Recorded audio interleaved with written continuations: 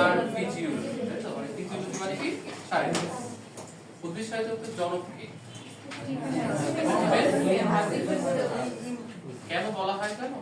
এটি শুধুমাত্র একটা কথা বলছিল যে উদ্ভিদ বায়ু থেকে কিছু মনে হয় খাদ্য হিসেবে গ্রহণ করে, আর সূর্যালোক এই প্রক্রিয়া কি করে? সাহায্য করে, অংশগ্রহণ করে। শুধু এই কথাটুকু বলছে, যার কারণে তাকে বলা হয় উদ্ভিদ শারীরতত্ত্বের জনক। ঠিক আছে? তাহলে তোমরাও এরকম কিছু একটা বলবা, তারপরে তোমাদেরকেও তার জনক বানাই দেওয়া হবে। তাহলে উদ্ভিদ শারীরতত্ত্বের জনক কে? স্টিফেন হেলসকে বলা হয় উদ্ভিদ শারীরতত্ত্বের জনক। ঠিক আছে? যেগুলো হাইলাইট করা আছে না, এটা তো পিডিএফ দিয়ে দেওয়া হবে, ওইটা আরো ভালো বোঝা যাবে, এখানে যদি একটু কম বোঝা যায়।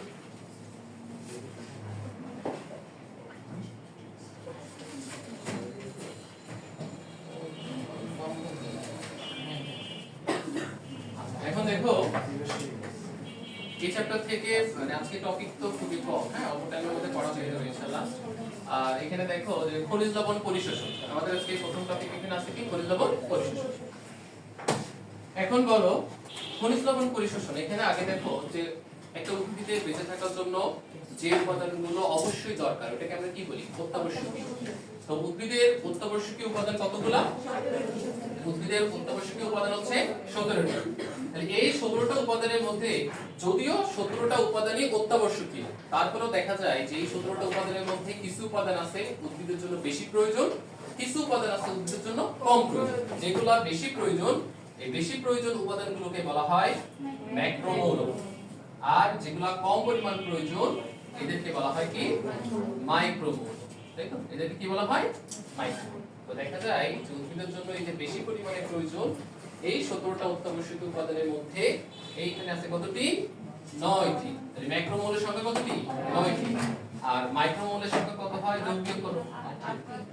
8। মাইক্রোমৌলের সংখ্যা কতটি? এখন ঘটনা হচ্ছে আমাদেরকে যে কোনো একটার নাম মনে রাখতে হবে, হ্যাঁ? সেটা হইতে পারে তুমি 9টা ম্যাক্রোমৌলের নাম মনে রাখতে পারো, অথবা 8টা মাইক্রোমৌলের নাম মনে রাখতে পারো। আমরা সবাই এই ম্যাক্রোমৌলের নামটাই মনে রাখি, এটা সূত্র দ্বারা না? কি দ্বারা? এমজিকে, ক্যাফে, ফর, নাইস, এই কথা দ্বারা মনে রাখি। এখন বলো এই ফর দিয়ে কি আছে?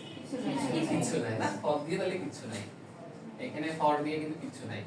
এই যেখানে হচ্ছে ম্যাগনেসিয়াম, পটাশিয়াম, ক্যালসিয়াম, এরপরে আছে এই এর নিকেল কি? এটা কিন্তু শুধু এই, এটা হচ্ছে নাইট্রোজেন। আর এইখানে আছে আমাদের পাঁচটা, কার্বন, হাইড্রোজেন, অক্সিজেন, ফসফরাস আর কি? সালফার। এখন দেখা যায় উদ্ভিদের এই যে 17টা উপাদান, যাদেরকে বলতে পারে অত্যাবশ্যকীয় উপাদান, তার মধ্যে যেগুলো বেশি পরিমাণে উদ্ভিদ গ্রহণ করে তাদেরকে বলছে ম্যাক্রোমৌল, সংখ্যায় 9টি।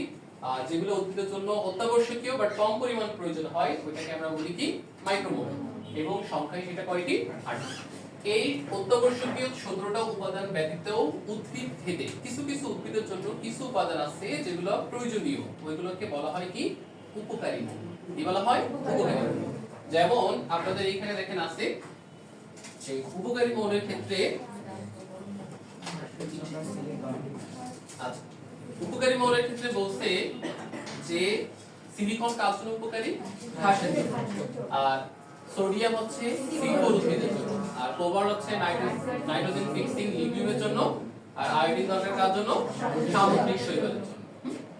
এইগুলোকে বলা হয় কি? উপকারী মৌল। অবশ্যই উপকারী মৌলগুলো হচ্ছে এই 17টা মৌলের বাইরে।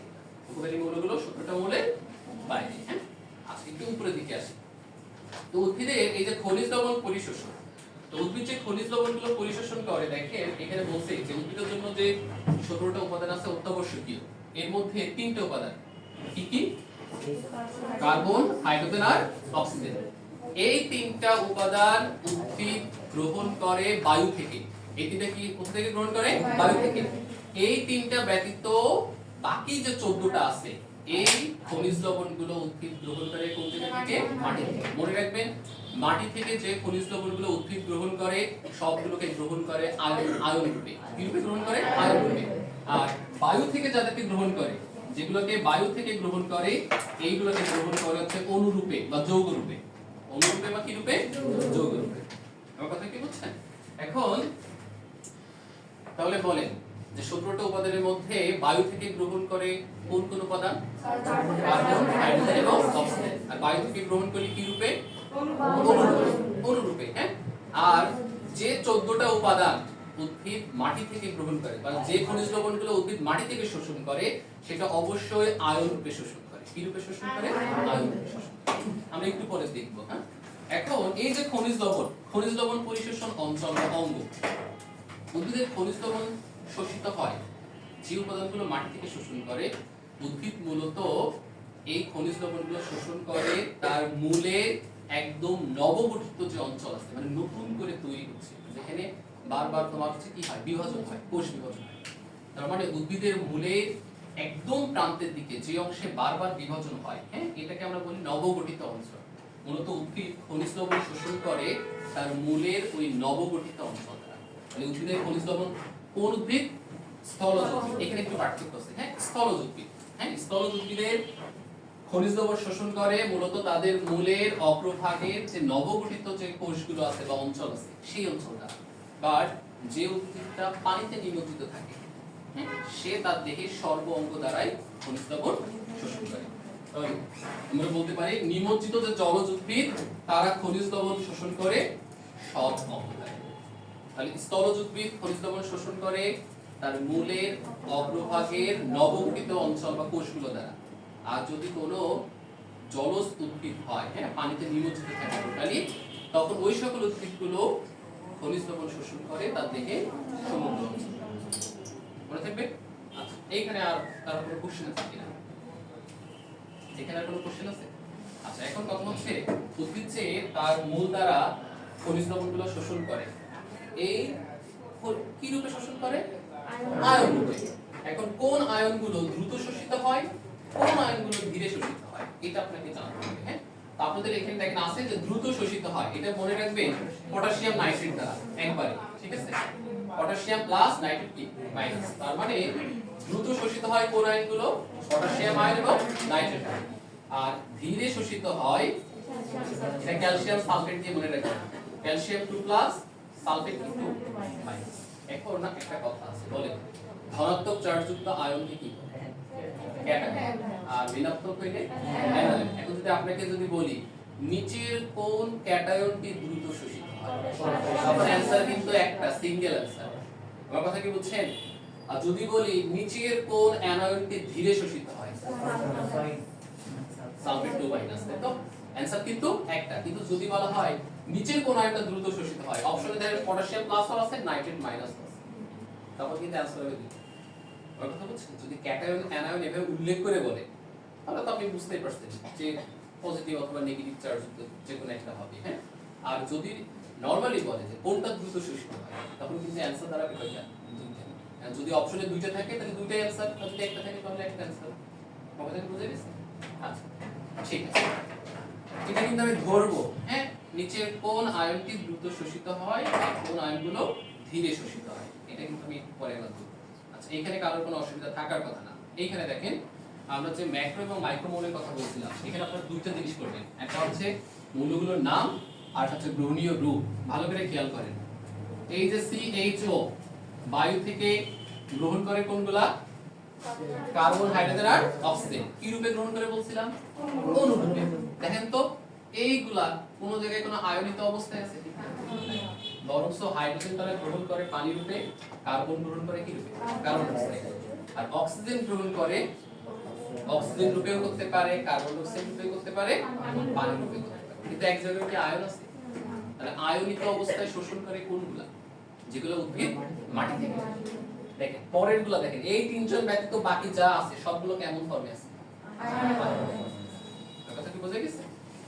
এটা কিন্তু মাঝে মাঝে এক্সিকিউট দিতে পারে। হ্যাঁ, যে উদ্ভিদ বায়ু থেকে যে অক্সিজেন গ্রহণ করে কি রূপে গ্রহণ করে? সো দেখেন অক্সিজেন রূপে, কার্বন ডাইঅক্সাইড রূপে, পানি রূপে, তিনটা অপশন আছে। আমরা এটা কিন্তু বেশি ইগনোর করি। বোঝা গেছে? আচ্ছা, এখানে আরেকটা জিনিস দেখাবেন, 9 নম্বরে এটা দাগান যে সালফারের আরেক নাম কি? গন্ধক। এখন দেখা যাবে যে ম্যাক্রোমোলের মধ্যে সালফার আছে, সালফারের জায়গায় লেখা আছে গন্ধক, কিন্তু আপনি খুঁজে পেতেছেন না সালফার। এরকম হতে পারে, যেমন আয়রনের আরেক নাম হচ্ছে লৌহ, জিঙ্ককে বলা হয় কি? দস্তা। জিঙ্ককে কি বলা হয়? দস্তা বলা হয়। আর কপারের আরেক নাম কি? তামা। এগুলা কিন্তু গুরুত্বপূর্ণ। হ্যাঁ, এই ভিন্ন ভিন্ন যে নাম আছে।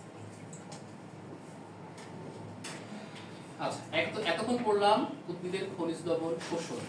এখন কোন প্রক্রিয়ায় শোষণ করে উদ্ভিদ খনিজ লবণ, এটা আমাদের একটু দেখতে হবে। মনে রাখবেন, উদ্ভিদ মাটি থেকে যে খনিজ লবণ শোষণ করে, এই খনিজ লবণ শোষিত হতে পারে দুই ভাবে বা দুইটা প্রক্রিয়ায়। একটাকে বলা হয় সক্রিয় শোষণ, একটাকে বলা হয় নিষ্ক্রিয় শোষণ। ইংলিশে বলা হয় অ্যাক্টিভ প্রসেস আর প্যাসিভ প্রসেস। অ্যাক্টিভ প্রসেস আর কি প্যাসিভ প্রসেস। নিষ্ক্রিয় মানে আবার নিউট্রাল শোষণ না। একটা হচ্ছে অ্যাক্টিভ প্রসেস বা সক্রিয় শোষণ, আর একটা হচ্ছে নিষ্ক্রিয় শোষণ বা প্যাসিভ প্রসেস বলা হয়। এখন দুইটার মধ্যে আগে একটু পার্থক্য আপনাদেরকে বুঝতে হবে। হ্যাঁ, যদি এটা দিচ্ছি আপনাদের বুঝতে অসুবিধা না হয় এই জন্য এখানে দেখলে মনে হয় বুঝতে পারবে সক্রিয় শোষণ আর নিষ্ক্রিয় শোষণ। এটা খেয়াল করেন, সক্রিয় শোষণ এবং নিষ্ক্রিয় শোষণ। ফার্স্ট অফ অল প্রথম কথা মনে রাখবেন, সক্রিয় শোষণ হয় ঘনত্বের বিপরীত দিকে। ঘনত্বের বিপরীত দিকে, এই কথার মানে হচ্ছে কম ঘনত্ব থেকে কোন দিকে শোষিত হবে, বেশি দিকে। এখন নরমালি কি হওয়ার কথা, যে এখানে একটু বেশি আছে, ও একটু কাউরে দিয়ে দিল, ওর কষ্ট কিন্তু কম হয়, কিন্তু ওর আছে বেশি, একজনে আছে কম, ওর কাছে যদি আমার নিয়ে আসা লাগে, ও কি সহজে দিতে চাইবে? শক্তি খাটায় ওর কাছে নিয়ে আসতে হবে। সক্রিয় শোষণ ঘটে কোন দিকে? ঘনত্বের আনতির বিপরীত দিকে।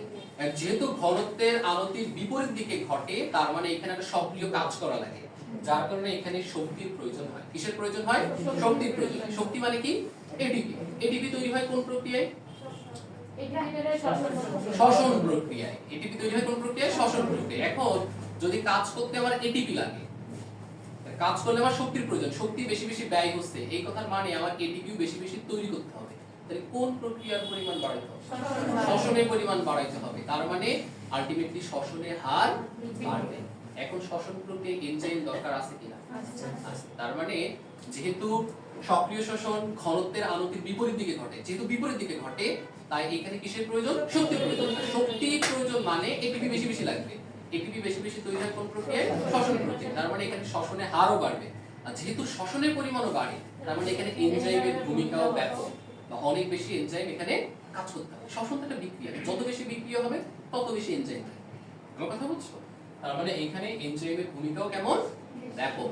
এবং আরেকটা কথা মনে রাখবা, সক্রিয় শোষণে অবশ্যই একজন বাহক প্রোটিনের দরকার হয়, যাকে ইংলিশে বলা হয় ক্যারিয়ার প্রোটিন। কি বলা হয়? Career protein. মেইন শর্ত হচ্ছে এখানে তিনটা, যে সক্রিয় শোষণ ঘটে ঘনত্বের আনতির বিপরীত দিকে, এই প্রক্রিয়ায় শক্তির প্রয়োজন হয়, আর এই প্রক্রিয়ায় একটা বাহক প্রোটিনের প্রয়োজন হয়, একটা আয়ন বাহক বা বাহক প্রোটিন বা ক্যারিয়ার প্রোটিন, যেটাই বলো না কেন। এটা হচ্ছে এই তিনটা হচ্ছে মেইন শর্ত।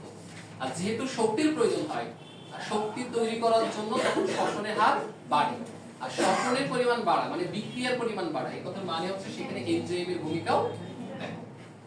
আমার কথা কি বোঝা গেছে? নিষ্ক্রিয় শোষণ একদম উল্টা, সক্রিয় শোষণ একদম।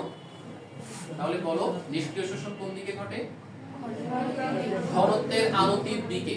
ঘনত্বের আনতির দিকে। হ্যাঁ, এটা পিডিএফ দিয়ে দেওয়া হবে, দেখছি কোনো অসুবিধা নেই। নিষ্ক্রিয় শোষণ ঘটে ঘনত্বের আনতির দিকে, এই কথার মানে হচ্ছে বেশি হতে কোন দিকে? কম হতে। এখানে শক্তিরও কোনো প্রয়োজন নাই, ক্যারিয়ার প্রোটিন বা আয়ন বাহকেরও কোনো প্রয়োজন নাই। এখন বলো, শক্তির যদি প্রয়োজন না হয়, তাহলে আমার বেশি বেশি এটিপি তৈরি করার কোনো দরকার নেই। তাহলে শ্বসন আর কি হবে? এই একটা জিনিস কিন্তু অনেকে বলে যে কমবে, ঠিক আছে? কমবে বলা যাবে না, কারণ শ্বসন আর স্বাভাবিক থাকবে। কারণ একটা উদ্ভিদের তার দেহের নিজের কাজকর্ম চালানোর জন্য তো শক্তির কিছু প্রয়োজন আছে। তার মানে তার দেহের কোনো কাজ করার জন্য যেরকম এটিপি দরকার, তেমন শ্বসন আর চলবে। শ্বসন আর কিন্তু কমে যাবে না, ঠিক আছে? শ্বসন আর স্বাভাবিক। আর সক্রিয় শোষণের ক্ষেত্রে শ্বসন আর কি হয়? বৃদ্ধি পায়। আচ্ছা, ওইখানে শ্বসন আর যেহেতু স্বাভাবিক থাকে, তার মানে ওইখানে এনজাইমেরও অত বেশি ভূমিকা, ঠিক আছে? সক্রিয় আর নিষ্ক্রিয় শোষণ কি বোঝা গেছে? এখন পড়ো 1 মিনিট, আমি পরে পড়াবো। এটা দরকার, এটা না পড়লে 2-3 পেজ বুঝবে না। সক্রিয় শোষণকে ইংলিশে কি বলে? Active process. আর নিষ্ক্রিয় শোষণকে কি বলা হয়?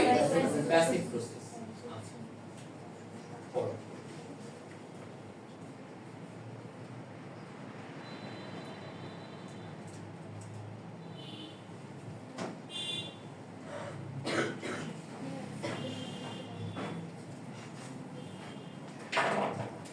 চলো সুইং দিতে হবে।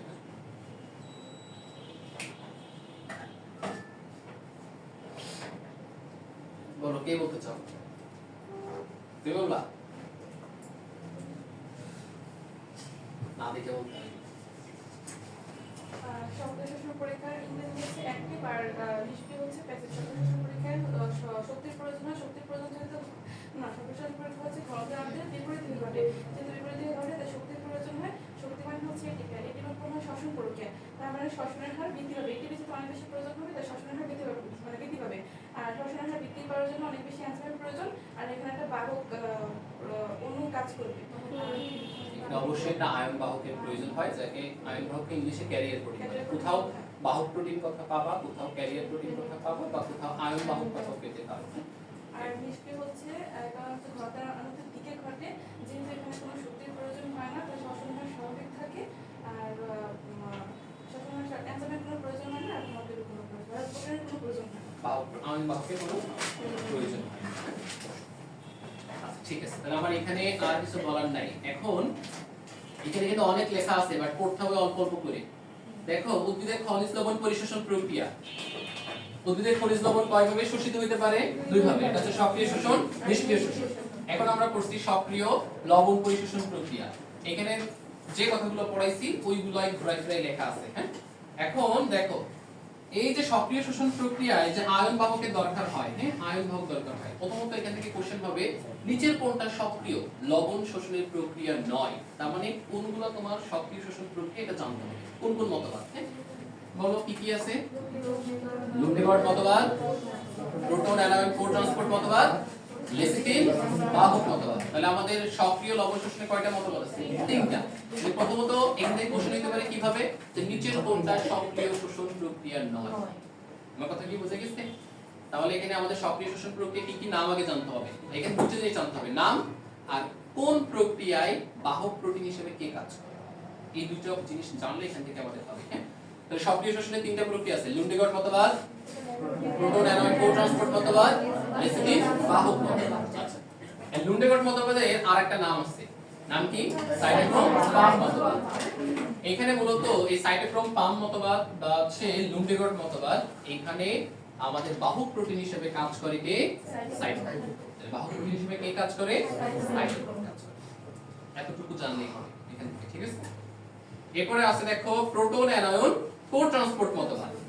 এখানেও তোমার বাহক হিসেবে কাজ করে একটা প্রোটিন, এখানে ভিন্ন কোনো নাম নাই, ঠিক আছে? লুন্ডেগার্ড মতবাদে বাহক প্রোটিনের নাম কি? সাইটোক্রোম। নাম কি? সাইটোক্রোম। আর প্রোটন অ্যানায়ন কোর ট্রান্সপোর্ট মতবাদে এখানে বাহক প্রোটিন কথা বললেই হবে, এখানে আর কিছু নাই। মজার ব্যাপার হচ্ছে লেসিথিন বাহক মতবাদ, এখানে নামের মধ্যেই বলে দেওয়া আছে যে লেসিথিন বাহক মতবাদ যেটা, এখানে বাহক হিসেবে কে কাজ করে? লেসিথিন। লেসিথিন কি জিনিস বলো তো? এক ধরনের ফসফোলিপিড। লেসিথিন কি জিনিস? ফসফোলিপিড। এইজন্য একবারে বলছে যে লেসিথিন বাহক মতবাদে বাহক হিসেবে কাজ করে লেসিথিন নামক ফসফোলিপিড। কে কাজ করে? লেসিথিন নামক ফসফোলিপিড। এখানে আমাদের আর কিছু পড়া লাগবে না। এরপরে আসো নিষ্ক্রিয়। নিষ্ক্রিয় লবণ শোষণ প্রক্রিয়া। নিষ্ক্রিয় লবণ শোষণ প্রক্রিয়া আছে কয়টা? চারটা। ব্যাপন প্রবাহ মতবাদ, ব্যাপক প্রবাহ মতবাদ, দুটো পড়ার মনে রাখবা তাহলে সহজ হবে। হ্যাঁ, এটা হচ্ছে ব্যাপন প্রবাহ মতবাদ, আর এটা কি? ব্যাপক প্রবাহ মতবাদ। আর দুটো কি? দোলান সাম্যাবস্থা আর আয়ন বিনিময় মতবাদ। তাহলে চারটা নাম কি কি আছে বলো? নিষ্ক্রিয় শোষণ, ব্যাপন প্রবাহ মতবাদ, ব্যাপক প্রবাহ মতবাদ, আয়ন বিনিময় মতবাদ আর দোলান সাম্যাবস্থা। এখানে আয়ন বিনিময় মতবাদে এটা একটু বোঝার আছে, হ্যাঁ, বা এটা পরীক্ষায় মাঝে মাঝে একটু আসতে পারে। এখন আয়ন বিনিময় মতবাদ দেখো, মনে করো এটা একটা বৈষম্যবৃত্ত পর্দা। এই পর্দার মনে করো এইদিকে দুইটা পজিটিভ চার্জ আছে, বা আমি এখানে যদি মনে করলাম আচ্ছা এদিকে দুইটা পজিটিভ চার্জ আছে, আর মনে করো সাপোজ দুইটা নেগেটিভ চার্জ আছে, আর এপাশেও আমি ধরলাম একটা পজিটিভ চার্জ একটা নেগেটিভ চার্জ। এখন বলো যদি এই যে প্রথম, এটা মনে করো দ্বিতীয় সাইড, এখন প্রথম সাইড থেকে একটা পজিটিভ চার্জ যদি এই পাশে চলে যায়, এখন তাহলে পজিটিভ চার্জের আধিক্য কোন দিকে বেশি দেখা যাবে? এইদিকে। এইদিকে তাহলে পজিটিভ চার্জ কোন কি হবে? বেশি হবে। পজিটিভ চার্জ কি হবে? বেশি হবে। আর এইদিকে তখন পজিটিভ চার্জ কি হবে কমে যাবে এখন পজিটিভ চার্জের ঘাটতি পজিটিভ চার্জ ছাড়া আর কিছু দ্বারা কি পূরণ করা সম্ভব না তার মানে যদি এই পাশে পজিটিভ চার্জের ঘাটতি হয় তাহলে অবশ্যই এটাকে একটা পজিটিভ চার্জ দ্বারাই পূরণ করতে হবে আর এইদিকে যদি পজিটিভ চার্জ বেশি হয়ে যায় তার মানে এই দিকটা অবশ্যই একটা পজিটিভ চার্জকে তাড়াই দিতে হবে বা বের করে দিতে হবে এটাই তো ঘটনা তো বলছে যদি এমন হয় যে মনে করো পটাশিয়াম এটা পজিটিভ চার্জ সে যদি প্রথম সাইড থেকে মনে করো দ্বিতীয় সাইডে যদি যায় তার মানে এই দিকে তখন পজিটিভ চার্জে কি হবে ঘাটতি তৈরি হবে আর এইদিকে কি হবে বেশি হবে তখন দেখা যায় এই পজিটিভ চার্জের সাম্যাবস্থা বজায় রাখার জন্য এই সাইড থেকেও আর একটা পজিটিভ চার্জ আমার এই সাইডে কি হবে চলে আসে দেখো পটাশিয়ামের একটা পজিটিভ চার্জ ছিল এই সাইডে একটা গেল বেশি হয়ে গেছে এই সাইডে হাইড্রোজেন নামক একটা পজিটিভ চার্জ আবার এই পাশে চলে আসে না আলটিমেটলি কি সেম হয়ে গেল এটাকেই বলা হয় আয়ন বিনিময় মতবাদ ঠিক আছে তাহলে পটাশিয়াম যদি যায় তাহলে পটাশিয়ামের পরিবর্তে কি আসবে হাইড্রোজেন মানে পজিটিভ চার্জের পরিবর্তে পজিটিভ চার্জ নেগেটিভ চার্জের পরিবর্তে নেগেটিভ চার্জ ঠিক আছে আর একটা আমাদের আছে সেটা হচ্ছে হাইড্রক্সিল আয়ন তাহলে হাইড্রক্সিল আয়নের পরিবর্তে আসে কি ক্লোরাইড তাহলে মেইনলি এখানে কি হচ্ছে পজিটিভ চার্জের পরিবর্তে অবশ্যই পজিটিভ চার্জ নেগেটিভ চার্জের পরিবর্তে অবশ্যই নেগেটিভ চার্জ এটাকে বলা হয় আয়ন বিনিময় এই চ্যাপ্টারটা কিন্তু দেখতে অনেক কঠিন বাট এত কঠিন না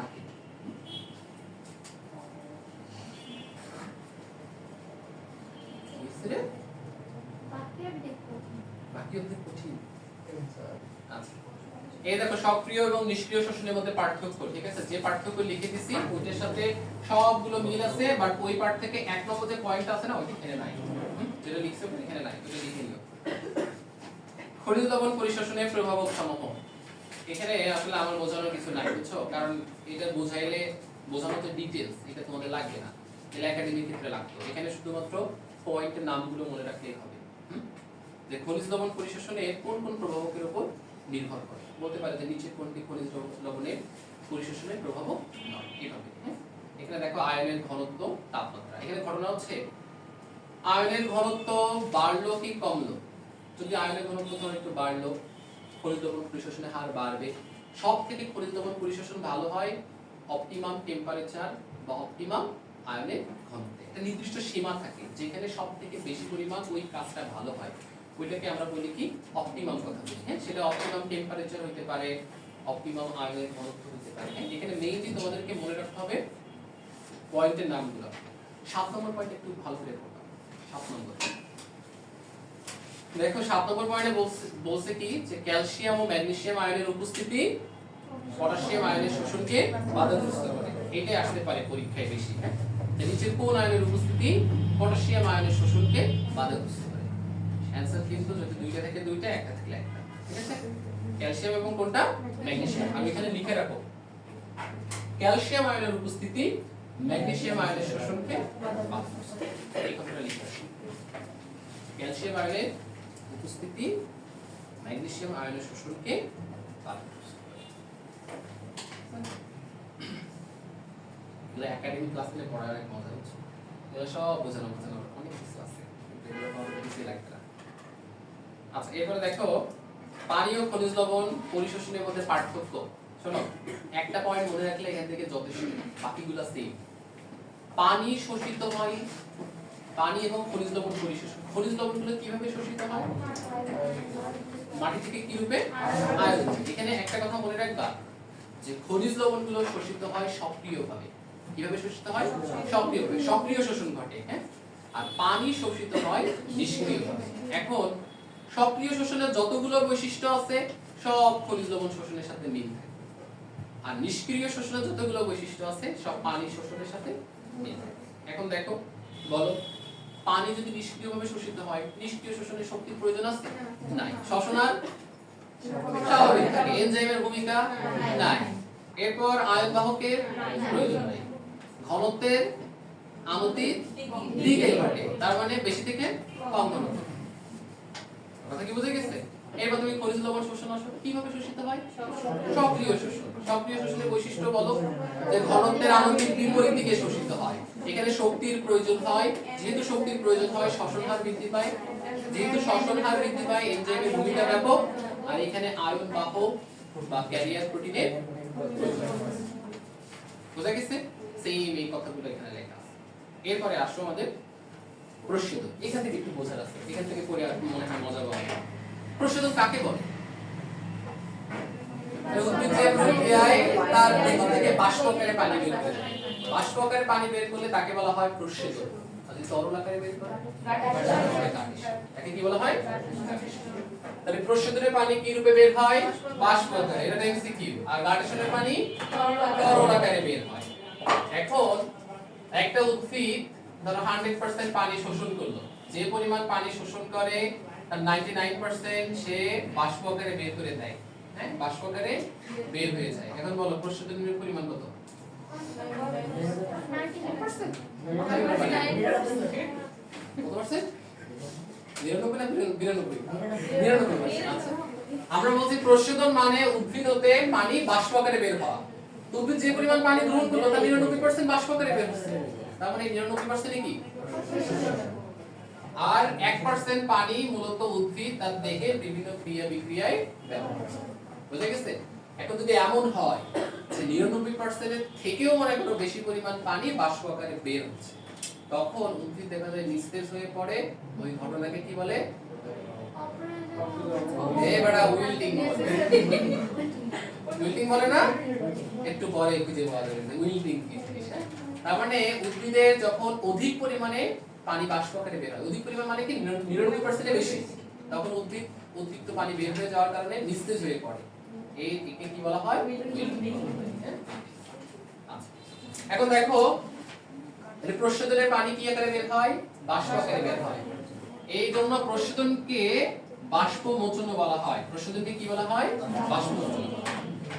এবং হ্যাঁ, আচ্ছা, তাহলে প্রস্বেদনকে কি বলা হয়? বাষ্পমোচন বলা হয়। আর যদি পানি তরল আকারে বের হয় তাকে কি বলা হয়? গাটেশন। গাটেশন কার দেখা যায়? ঘটকদের দেখা যায় না? ঘাস, টমেটো আর কচু, এই তিনটে উদ্ভিদের গাটেশন দেখা যায়। আচ্ছা, এখন দেখো বিকেলি কার্টিস একটা কথা বলেন যে তিনি প্রস্বেদনকে প্রয়োজনীয় কি বলছে? কারণ ওই যে অধিক পরিমাণে পানি যদি আবার বাষ্প হয় তখন উদ্ভিদ নিস্তেজে মারা যায়। এজন্য একে বলছে কি? প্রয়োজনীয় অবস্থা। আর এই প্রস্বেদনকে পরিমাপ করা হয় কোন মিটারের সাহায্যে? গ্যালোপোডোমিটার। ব্লাড প্রেসার পরিমাপ করা হয় স্পিগমোম্যানোমিটার। কে জানি বলে পালস অক্সিমিটার। পালস অক্সিমিটার দ্বারা পালস এবং রক্তের অক্সিজেনের স্যাচুরেশন বা ঘনত্ব পরিমাপ করা হয়। দেখো পালস অক্সিমিটার, পালস কথা আসছে এই যে পালস পরিমাপ করা হয় বা হার্ট রেট কত, পালস আর হার্ট রেট কিন্তু একই জিনিস, ঠিক আছে? আর ওই যে অক্সি কথা আসছে রক্তে অক্সিজেনের ঘনত্ব পরিমাপ করা হয়। এইজন্য বায়ু পরিমাপ করা হয় ব্যারোমিটার। আচ্ছা, আর ব্লাড প্রেসার কি? স্পিগমোম্যানোমিটার। আচ্ছা বলো স্পিগমোম্যানোমিটার কোনটাকে বলে? এটা তো নাম স্টেথোস্কোপ। এই না, স্টেথোস্কোপ তো ডাক্তাররা গলায় ঝুলাই দেয়, ওটা নামই তো স্টেথোস্কোপ। ওইটা কিন্তু স্পিগমোম্যানোমিটার না। দেখবা এইখানে একটা হাতে বাঁধে আর সামনে একটা ডায়াল মতো থাকে মিটার, হ্যাঁ? যেটা বাঁধে ওটাকে তো কাফ বলে, ওটাও না। হ্যাঁ, সামনে যে ডায়ালটা থাকে মিটার মতো যেখানে তোমার প্রেসার দেখা যায় ওইটাকে বলা হয় স্পিগমোম্যানোমিটার। আর কাঁধে যেটা ডাক্তাররা এই যে ঝুলায় ঘুরে বেড়ায় ওটা কিন্তু স্টেথোস্কোপ। হ্যাঁ, স্টেথোস্কোপ। আচ্ছা, তাহলে প্রস্বেদন পরিমাপ করা হয় কোন যন্ত্র দ্বারা? গ্যালোপোডোমিটার। এই প্রস্বেদনের হার নির্ণয় করা হয় কোন যন্ত্র দ্বারা? গ্যালোপোডোমিটার দ্বারা। এরপরে দেখো বলছে প্রস্বেদন তিন প্রকার। কয় প্রকার? তিন প্রকার। মানে এই বাষ্প যে পানিটা যে বাষ্প হয় এটা দেখে কোন অঞ্চল দিয়ে বের হয় বা কোন জায়গা দিয়ে বের হয় এর উপর ভিত্তি করে তোমার প্রস্বেদনকে কয় ভাগে ভাগ করছে? তিন ভাগে। একটাকে বলছে পত্ররন্ধ্রীয় প্রস্বেদন, একটাকে বলছে ত্বকীয় বা কিউটিকুলার প্রস্বেদন, আর একটাকে বলা হচ্ছে লেন্টিকুলার প্রস্বেদন। দেখো পত্ররন্ধ্রীয় প্রস্বেদন নাম থেকে বুঝতে পারছি যে পত্ররন্ধ্রের মাধ্যমে যে পানিগুলো বাষ্প আকারে বের হবে তাকে বলা হয় পত্ররন্ধ্রীয় প্রস্বেদন।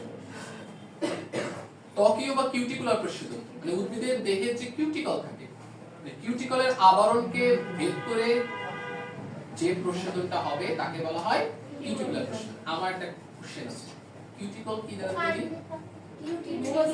কিউটিনার সুবেরিন। আচ্ছা, স্নেহ পদার্থ, তুমি ঠিকই বলছো। হ্যাঁ, মোমের একটা আস্তরণ, ঠিক কি না? মোমের আস্তরণ কি করে? প্রস্বেদনের হারকে হ্রাস করে। তাহলে ত্বকীয় বা কিউটিকুলার প্রস্বেদন কেমনে হয়? কিউটিকলের মধ্যে দিয়ে প্রশোধন কেমনে হয়?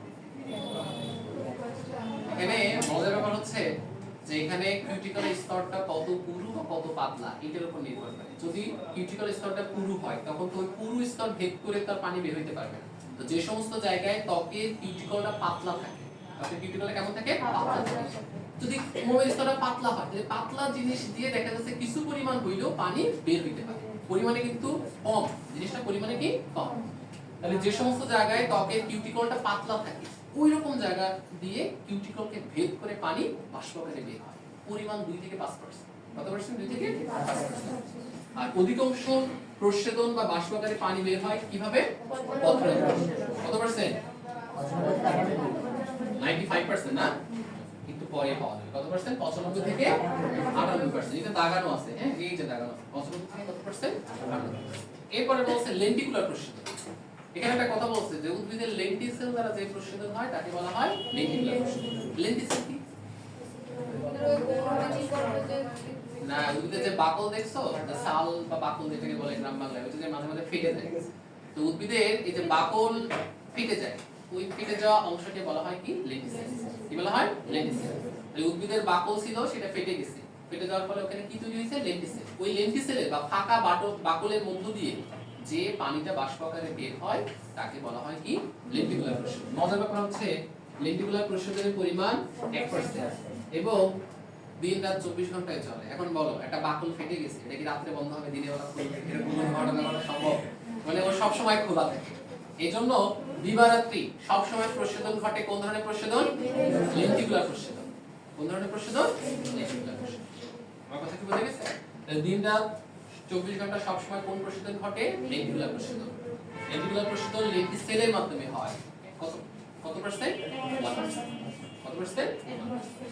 এখন পত্ররন্ধ্রের প্রস্বেদনে আসো। পত্ররন্ধ্রের প্রস্বেদনের ক্ষেত্রে বলছে যে প্রস্বেদনের 95 থেকে 98% পানি বাষ্প আকারে বের হয় কোন প্রস্বেদনের মাধ্যমে? পত্ররন্ধ্রের প্রস্বেদন বা পত্ররন্ধ্রের মাধ্যমে বের হয়। পত্ররন্ধ্রগুলো থাকে মেইনলি কোন জায়গায়? সবুজ পাতা এবং কচি কাণ্ড। মানে পাতা এবং কচি কাণ্ড দুই জায়গাতে কিন্তু পত্ররন্ধ্র থাকে। সবুজ পাতা এবং কচি কাণ্ড। যে পাতা এবং কচি কাণ্ডে কি থাকে? পত্ররন্ধ্র থাকে। এছাড়াও দেখো এখানে বলছে যে ফুলের বৃতি এবং পাপড়িতেও পত্ররন্ধ্র থাকে। এই যে সমস্ত জায়গায় পত্ররন্ধ্র থাকে ওই সমস্ত জায়গার পত্ররন্ধ্র দিয়ে পানি বাষ্প আকারে বের হয়। পরিমাণ কত? 95 থেকে 98। মানে প্রস্বেদনের অধিকাংশই ঘটে পত্ররন্ধ্র প্রস্বেদন। আর যেহেতু পত্ররন্ধ্র পাতাতেই বেশি থাকে তাই পাতাকে প্রস্বেদনের প্রধান অঙ্গ। পাতাকে প্রস্বেদনের প্রধান মনে থাকবে তো? এরপরে দেখো ত্বকীয় বা কিউটিকুলার প্রস্বেদন জাস্ট কত পার্সেন্ট? 2 থেকে 5%। ঠিক আছে? আচ্ছা, এরপর লেন্টিকুলার প্রস্বেদন। লেন্টিকুলার প্রস্বেদনের ক্ষেত্রে দেখো কি বলছে? লেন্টিকুলার প্রস্বেদনে পানি কোন পথ দিয়ে বের হয়? লেন্টিসেলের মাধ্যমে। কত পার্সেন্ট? 1%। কখন হয়? দিবারাত্রি সব সময়। কারণ যে বাকল ফেটে গেছে ওটা তো রাতে বন্ধ হবে না, ঠিক আছে? ওটা সব সময় খোলা থাকে। এইজন্য এই লেন্টিকুলার প্রস্বেদন দিন রাতে 24 ঘন্টায় ঘটতে থাকে। তাইলে এটা থেকে বেশি প্রস্বেদন হওয়া উচিত না? উচিত না। কেন? শোনো, তোমার হচ্ছে পানির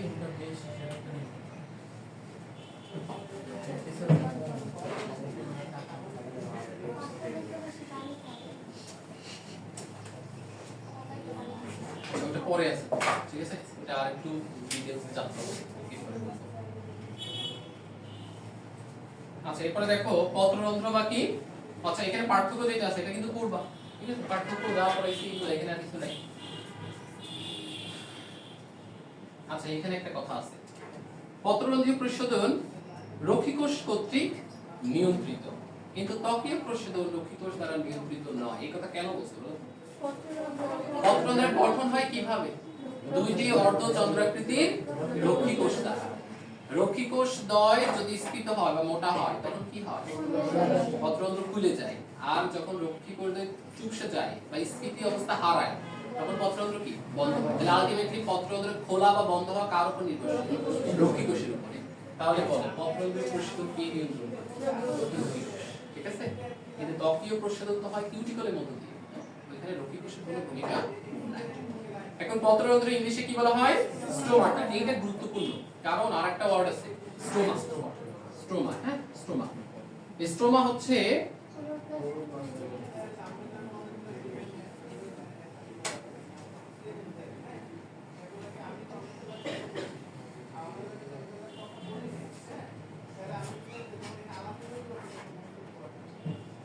দেখো এটা মনে করো একটা ক্লোরোপ্লাস্ট। ক্লোরোপ্লাস্টের মধ্যে এখানে অনেকগুলো থাইলাকয়েড থাকে না? থাইলাকয়েড থাকে, হ্যাঁ? আর এর মধ্যে কিছু এরকম তরল পদার্থ থাকে যাকে ক্লোরোপ্লাস্টে আমরা মাতৃকা বা ম্যাট্রিক্সও বলতে পারি। তো একটা ক্লোরোপ্লাস্টের মধ্যে যে ম্যাট্রিক্স বা মাতৃকাটা থাকে, যে ম্যাট্রিক্স বা মাতৃকাটা থাকে তাকে কি বলা হয়? এই ক্লোরোপ্লাস্টের ম্যাট্রিক্স বা মাতৃকা বা ক্লোরোপ্লাস্টের মধ্যে তরল অংশটা থাকে তাকে আমরা কি বলি? স্ট্রোমা। আর পত্ররন্ধ্রকে বলা হয় স্টোমা। পত্ররন্ধ্রকে কি বলা হয়? স্টোমা। এই দুটো ওয়ার্ড কিন্তু গুরুত্বপূর্ণ, হ্যাঁ? এখন আপনারা পত্ররন্ধ্রের গঠনে আসেন। পত্ররন্ধ্রের ক্ষেত্রে দেখেন এইটা হচ্ছে পত্ররন্ধ্র। এই দুইটা কোষ কি কোষ? রক্ষীকোষ। এখানে রক্ষীকোষের আপনাদের কয়েকটা বৈশিষ্ট্য লাগবে। প্রথমত আমরা বলছি যে অর্ধচন্দ্রাকৃতির রক্ষীকোষ দ্বারা পত্ররন্ধ্র নির্মিত। রক্ষীকোষের একটা বৈশিষ্ট্য বললাম অর্ধচন্দ্রাকার। এর আরো কয়েকটা আকার আছে, ঠিক আছে? অর্ধচন্দ্রাকারকে মাঝে মাঝে বৃত্তাকারও বলা হয়, কিডনির মতো। কিসের মতো? কিডনির মতো। এজন্য একে কি বলা হয়? বৃত্তাকার, বা ইংলিশে বলা হয় কি কিডনি শেপ। এটা আদিগুলি বই আছে, বুঝছো? বৃত্তাকার কথাটা আদিগুলি বই পাবা। এটা লিখে রাখতে পারো যে রক্ষীকোষ দেখতে অর্ধচন্দ্রাকৃতি বা রক্ষীকোষ দেখতে কেমন? বৃত্তাকার। যেটাই থাকুক অপশনে সেটাই কিন্তু অ্যানসার হবে। আচ্ছা, এখন রক্ষীকোষের ক্ষেত্রে দেখো, রক্ষীকোষের ক্ষেত্রে কি হয়?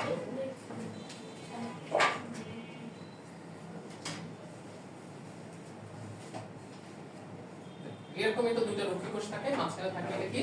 পত্ররন্ধ্র। রক্ষীকোষের মধ্যে বলে যে একটা বড় নিউক্লিয়াস থাকে। রক্ষীকোষের মধ্যে কি থাকে? একটা বড় নিউক্লিয়াস থাকে। এরপর এটা মনে করো নিউক্লিয়াস, আর এইটা মনে করো ক্লোরোপ্লাস্ট। এগুলো মনে করো কি? ক্লোরোপ্লাস্ট। এটা মনে করো ক্লোরোপ্লাস্ট।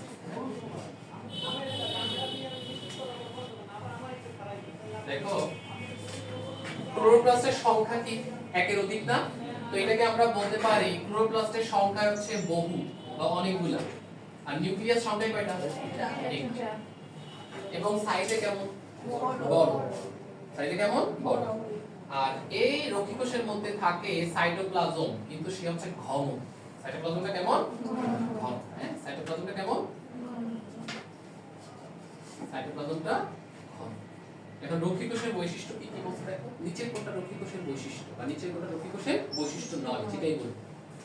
রক্ষীকোষ দেখতে অর্ধচন্দ্রাকৃতি বা বৃত্তাকার, এর মধ্যে একটি বড় নিউক্লিয়াস থাকে। কয়টা নিউক্লিয়াস? একটি।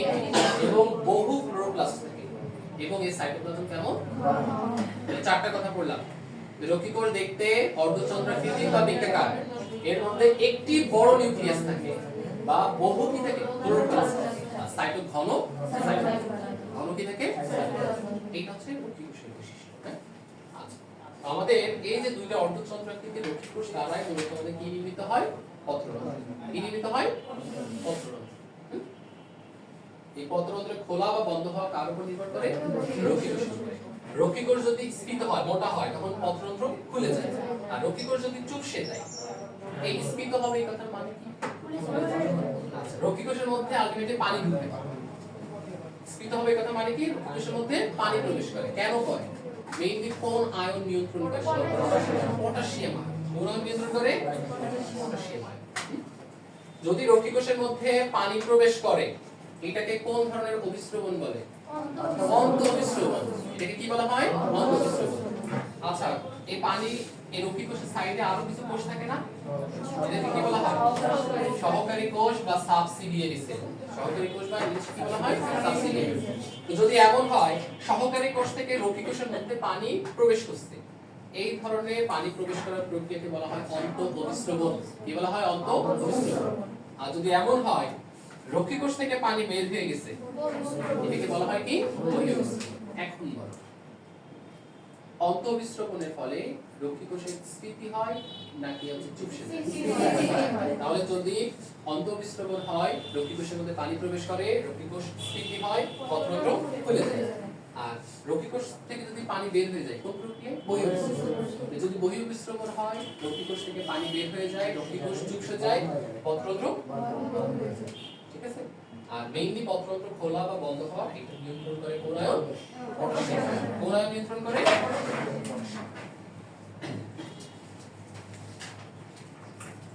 এখানে দেখো বলছে লাস্ট একটা লাইন যে পত্ররন্ধ্র খোলা থাকে, মানে পূর্ণ মাত্রায় খোলা থাকে কখন? সকাল 10টা থেকে 11টা এবং দুপুর 2টা থেকে 3টা। আর বাকি সময় আংশিক খোলা থাকে, আর রাতের বেলা পত্ররন্ধ্র কি বন্ধ থাকে। ব্যতিক্রম কে? রাতের বেলা পত্ররন্ধ্র খোলা থাকে কার? ঠিক আছে। এরপরে দেখো বলছে পত্ররন্ধ্রের কাজ। এই কাজ তোমরা করবা। শোনো, মেইনলি পত্ররন্ধ্রের কিন্তু 3টা কাজ: প্রচ্ছেদন, সালোক সংশ্লেষণ এবং শ্বসন। প্রচ্ছেদনে কি হয়? পানি বাষ্প আকারে বের হয়। সালোক সংশ্লেষণে পত্ররন্ধ্রের ভূমিকা কি? বাইরে থেকে কি নেয়? এই সালোক সংশ্লেষণ শ্বসন না বলতে পারলে মাথায় বাড়ি করবে। সালোক সংশ্লেষণে বাইরে থেকে কার্বন ডাই অক্সাইড নেয়, পত্ররন্ধ্র দ্বারা তো নেয় কার্বন ডাই অক্সাইড, আবার পত্ররন্ধ্র দ্বারা অক্সিজেন ত্যাগ করে। আর শ্বসনের সময় কি হয়? অক্সিজেন গ্রহণ করে, কার্বন ডাই অক্সাইড ত্যাগ করে। এই যে গ্যাসীয় বিনিময়, অক্সিজেন কার্বন ডাই অক্সাইডের বিনিময়, এটা কিসের মাধ্যমে হয়? আচ্ছা, 5 নম্বর পয়েন্ট একটু দাগায় রাখবা, হ্যাঁ? যে লুকায়িত পত্ররন্ধ্র প্রচ্ছেদনের হারকে কি করে? এখন দেখো সেই স্ট্রোমা আর স্ট্রোমাটার মধ্যে পার্থক্য। স্ট্রোমা কি জিনিস? ক্লোরোপ্লাস্টের যে মাতৃকা থাকে বা ম্যাট্রিক্স থাকে তাকে বলা হয় স্ট্রোমা। আর আমাদের পত্ররন্ধ্রকে ইংলিশে কি বলা হয়? স্টোমা। পত্ররন্ধ্রকে কি বলা হয়? স্ট্রোমাটা, হ্যাঁ? এখন দেখো সালোক সংশ্লেষণের কয়টা ধাপ আছে জানো? 2টা পর্যায় আছে। সালোক সংশ্লেষণের পর্যায় কয়টা? 2টা। একটা হচ্ছে আলোক নির্ভর পর্যায়, আর একটা কি? অন্ধকার পর্যায়। একটা হচ্ছে আলোক নির্ভর পর্যায়, আর একটা কি? অন্ধকার পর্যায়। আলোক নির্ভর পর্যায় কোথায় ঘটে? সালোক সংশ্লেষণের আলোক নির্ভর পর্যায় কোথায় ঘটে? ক্লোরোপ্লাস্টের থাইলাকয়েড মেমব্রেন। কোথায় ঘটে? এই ফটোসিস্টেম গুলাতে ঘটে না? ফটোসিস্টেম কই থাকে? হ্যাঁ, মেমব্রেনে থাকে। ঠিকই তো বলছো। এইগুলা কি থাইলাকয়েড না? থাইলাকয়েডের আবরণকে আমরা কি বলবো? Thylakoid membrane. আমরা পড়ছি না যে ফটোসিস্টেম অন, ক্লোরোপ্লাস্টের থাইলাকয়েড মেমব্রেনের বাইরের দিকে থাকে, আর মেমব্রেনের ভিতরের দিকে থাকে ফটোসিস্টেম কি? 2। তো প্রথমত আমাদের সালোক সংশ্লেষণের যে আলোক নির্ভর পর্যায়, এই আলোক নির্ভর পর্যায়ে মূলত ঘটে তো ফটোসিস্টেম। ফটোসিস্টেম থাকে থাইলাকয়েড মেমব্রেনে। এক কথা আমরা বলতে পারি যে সালোক সংশ্লেষণে যে আলোক নির্ভর পর্যায় আছে, আলোক নির্ভর পর্যায়ে যে পর্যায়ে কি তৈরি হয়? এটিপি আর NADPH H+, এইটাকে আমরা বলি কি? রাসায়নিক শক্তি। সব বুঝে খাওয়া শেষ? আত্তীকরণ শক্তি। এটাকে রাসায়নিক শক্তিও বলে। ঠিক আছে? আত্তীকরণ শক্তি বা রাসায়নিক শক্তি। শোনো, সালোক সংশ্লেষণ 2টা পর্যায়ে থাকে। একটাকে বলা হয় আলোক নির্ভর পর্যায়, একটাকে বলা হয় অন্ধকার পর্যায়। আলোক নির্ভর পর্যায় মূলত ঘটে ফটোসিস্টেম গুলাতে। ফটোসিস্টেম থাকে থাইলাকয়েড মেমব্রেনে। এক কথায় আমরা বলতে পারি সালোক সংশ্লেষণের আলোক নির্ভর পর্যায়ে ঘটে থাইলাকয়েড মেমব্রেনে। মূলত আলোক নির্ভর পর্যায়ে আমাদের তৈরি হয় এটিপি এবং NADPH+ H+ নামক রাসায়নিক শক্তি। এই দুজনকে আমরা একত্রে আত্তীকরণ শক্তি বলি। কি বলি? আত্তীকরণ শক্তি। এই যে আলোক নির্ভর, এটা আমরা কোন পর্যায়ে? আলোক নির্ভর। এই আলোক নির্ভর পর্যায়ে এই যে শক্তিটা তৈরি হয়, এই শক্তিকে ইউজ করে বা ব্যবহার করে মূলত আমাদের এই ক্লোরোপ্লাস্টের যে স্ট্রোমা আছে, এই স্ট্রোমাতে আমাদের কি হয়? আলোক নিরপেক্ষ পর্যায়ে সংঘটিত হয়। নিরপেক্ষ কোন পর্যায়ে? আলোক নিরপেক্ষ পর্যায়টা সংঘটিত হয়। বলো, আলোক নিরপেক্ষ পর্যায়ে কি হয়?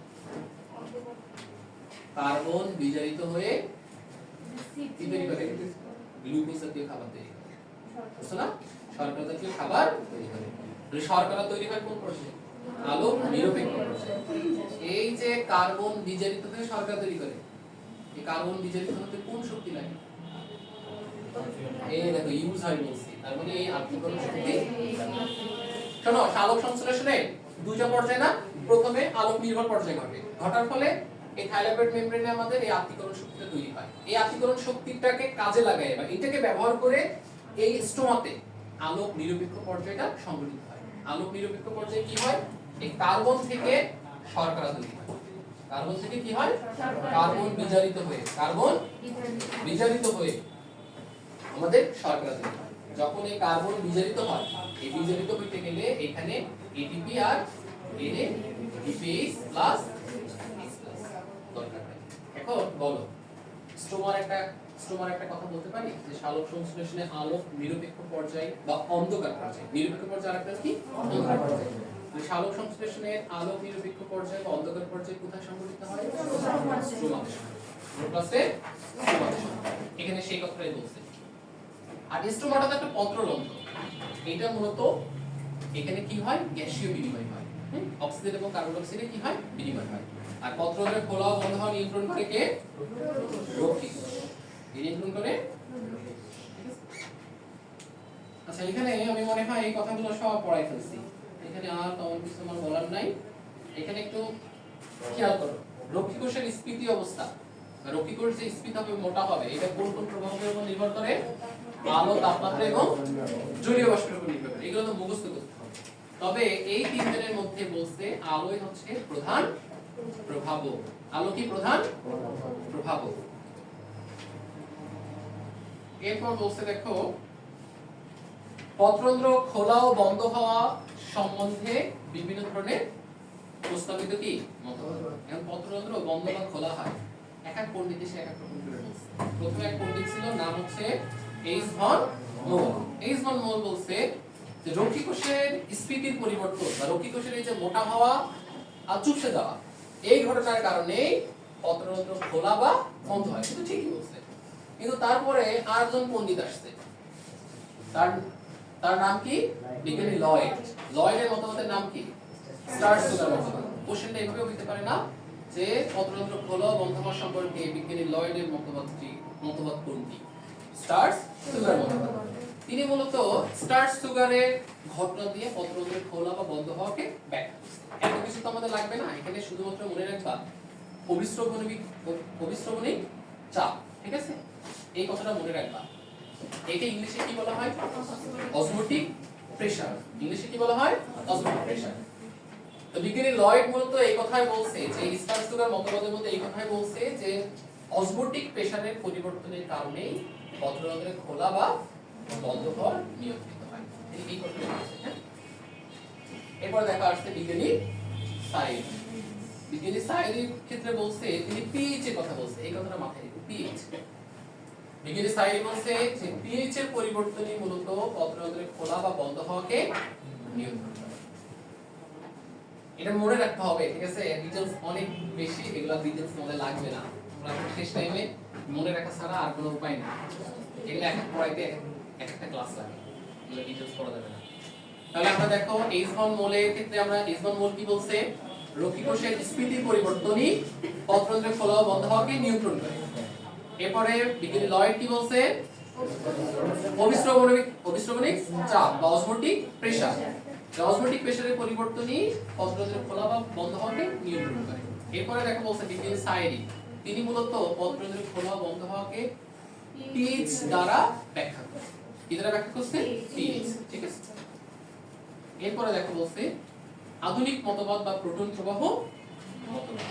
এইখানে একটা কথা আসবে যে আধুনিক মতবাদ অনুসারে নিচের কোন আয়নটি পত্ররন্ধ্র খোলা বা বন্ধ হওয়ার জন্য মেইনলি দায়ী, কোন আয়ন, এটা একটা কথা। এবারে বলতে পারে যে কোন আলোতে পত্ররন্ধ্র খোলা থাকে, নীল আলো। ব্লু লাইট বলতে পারে না, হ্যাঁ, মাঝে মাঝে পরীক্ষা হলে কিন্তু নীল আলো না থেকে ব্লু লাইট থাকে। হ্যাঁ, ব্লু লাইট, হ্যাঁ, নীল আলো না থেকে কি থাকে, ব্লু লাইট। নীল আলোতেই কেন পত্ররন্ধ্র তোমার হচ্ছে খোলা হয়, নীল আলোতেই কেন পত্ররন্ধ্র খোলে জানো? কারণ নীল আলোর পত্ররন্ধ্রের গায়ে নীল আলোর প্রতি তোমার হচ্ছে উদ্দীপনায় সাড়া দেওয়ার মতো সেন্সর থাকে, সেন্সর থাকে বা রিসিপ্টর থাকে। রিসিপ্টর বলতো এক ধরনের প্রোটিন না লিপিড, অবশ্যই রিসেপ্টরও কি প্রোটিন, এনজাইম প্রোটিন ধর্মী, হরমোন প্রোটিন ধর্মী, রিসেপ্টর সব কিন্তু প্রোটিন ধর্মী। তাহলে আমরা এখান থেকে দুটো জিনিস শিখলাম, একটা হচ্ছে পটাশিয়াম আয়নি মেইনলি পত্রতন্ত্রে খোলা ও বন্ধ হওয়াকে নিয়ন্ত্রণ করে, আর কোন আলোতে পত্রতন্ত্র সবথেকে ভালো খোলা থাকে? নীল আলো বা ব্লু লাইট। হ্যাঁ, নীল আলো বা কি ব্লু লাইট। এরপরে দেখো রক্ষী কোষে, এই যে কোষে লিখছি এই কথা মানে হচ্ছে রক্ষী কোষে, এই যে একটা কথা লিখছি যে কোষে উপরের দিকে তীর চিহ্ন দিয়ে পটাশিয়াম আয়ন, এই কথা মানে কি? এটা রক্ষী কোষে। কোন কোষে? রক্ষী কোষে। মানে কোন কোন শর্তের সময় বা কোন কোন সময় রক্ষী কোষে পটাশিয়াম আয়ন বৃদ্ধি পায়? উপরের দিকে তীর চিহ্ন মানে কি?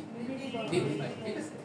একটা বলছে যে যদি রক্ষী কোষে কার্বন ডাই অক্সাইডের পরিমাণ কমে যায়, কোষে কার্বন ডাই অক্সাইড কমে যায়। দুই নম্বর বলছে যে রক্ষী কোষে যদি পিএইচ বাড়ে, রক্ষী কোষে যদি পিএইচ বাড়ে। আর থার্ড পয়েন্ট বলছে যে রক্ষী কোষ হতে যদি H+ আয়ন, কোন আয়ন? H+ আয়ন বের হয়ে যায়, তার মানে রক্ষী কোষে H+ আয়নের পরিমাণ কমে। এটা একটা মজার ব্যাপার আছে, বলতো পিএইচ বাড়লো তার মানে কি অম্লত্ব বাড়লো না ক্ষারত্ব বাড়লো? ক্ষারত্ব বাড়লো। তার মানে আলটিমেটলি অম্লত্ব কি হলো? অম্লত্ব কমলো। এখন তাহলে বলো যদি অম্লত্ব কমে তাহলে H+ আয়নের পরিমাণ কমবে না বাড়বে? কমবে। এই জন্য তো বের হয়ে যায়, এই জন্য কি হয় বের হয়ে যায়। আমার কথা কি বুঝছো? বুঝা গেছে? তাহলে তুমি যদি দুইটা পয়েন্ট মনে রাখো তাহলে তুমি পরেরটা পারবে, ঠিক আছে। তাহলে রক্ষী কোষে কখন পটাশিয়াম আয়নের পরিমাণ বাড়ে? এক, কার্বন ডাই অক্সাইডের পরিমাণ কমে গেলে, আর দুই হচ্ছে পিএইচ বাড়ে। আর পিএইচ বাড়া মানে H+ কমা। পিএইচ বাড়া মানে কি H+? আচ্ছা, এখানে একটা কথা বলতে দেখো যে মেসোফিল কোষে যদি পানির অভাব দেখা দেয় তখন একটা অ্যাসিড তৈরি হয়, নাম কি? Abscisic acid. অ্যাসিডের নাম কি? Abscisic acid. আচ্ছা, এরপরে দেখো আছে প্রস্রোদনের প্রভাবক সমূহ। শোনো, প্রস্রোদনের প্রভাবক সমূহ দুই ধরনের, একটাকে বলা হয় বাহ্যিক প্রভাবক, একটাকে বলা হয় কি অভ্যন্তরীণ প্রভাবক। এখানে নাম মনে রাখা লাগবে, তোমরা সবাই বাহ্যিক প্রভাবক যেগুলো আছে তার নাম মনে রাখবা, ঠিক আছে? তাহলে পরের গুলো তুমি এমনিতেই পারবা। প্রস্রোদনের বাহ্যিক প্রভাবগুলো কি কি আছে? আলো, তাপমাত্রা, আপেক্ষিক আর্দ্রতা, বায়ু প্রবাহ, আবহাওয়া মণ্ডলের চাপ আর মাটিস্থ পানি। এখন বলো আলোর ক্ষেত্রে প্রস্রোদনে কি হতে পারে? বাড়ে। দেখো আলোর উপস্থিতি আছে, পত্ররন্ধ্র খোলা, প্রস্রোদনে কি হবে? বাড়বে। এরপর তাপমাত্রার কথা যদি বলি, তাপমাত্রার ক্ষেত্রে কি হবে বলো? তাপমাত্রা ধরো কোনো একটা অঞ্চলে তাপমাত্রা বাড়লো, ওইখানে আপেক্ষিক আর্দ্রতা কি হয়? কম। আপেক্ষিক আর্দ্রতা কম এই কথার মানে ওই বাতাসের জলীয় বাষ্পের ধারণ ক্ষমতা বেশি। এখন ধরো আমার এই জায়গায় তাপমাত্রা বাড়লো, আপেক্ষিক আর্দ্রতা কি হলো? কম। তার মানে ওইখানে জলীয় বাষ্পের ধারণ ক্ষমতা বেশি। এই জায়গার বাতাসে যদি জলীয় বাষ্পের ধারণ ক্ষমতা বেশি হয় তাহলে আমি যদি গাছ হই আমার প্রস্রোদন করে পানি বাষ্প করে বের করে দিতে অসুবিধা আছে? তার মানে যদি তাপমাত্রা বাড়ে প্রস্রোদনের হারও কি হবে? বাড়বে, ঠিক আছে। অপরদিকে আপেক্ষিক আর্দ্রতা।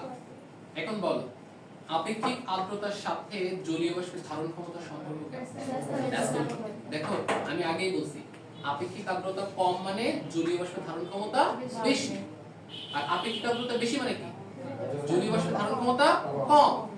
জলীয় বাতাসে যদি জলীয় বাষ্পের ধারণ ক্ষমতাই কম হয় তাহলে গাছ কি বাষ্পকারী পানি ওই বাতাসে বেশি বের করে দিতে পারবে? কখনোই পারবে না।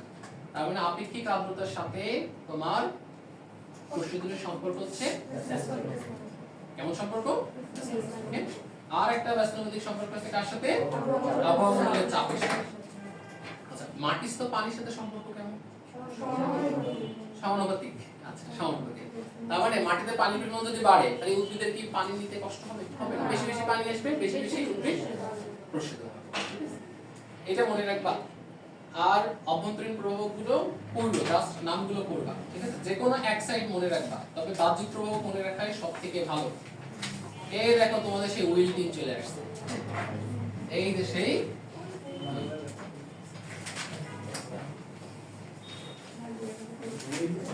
দেখি কারে কোশ্চেন ধরা দেয়, আমাদের কোশ্চেন দিই কারে ধরি, তুমি বলো। বলো উদ্ভিদ কোন ধরনের খনিজ লবণ ধীরে শোষণ করে?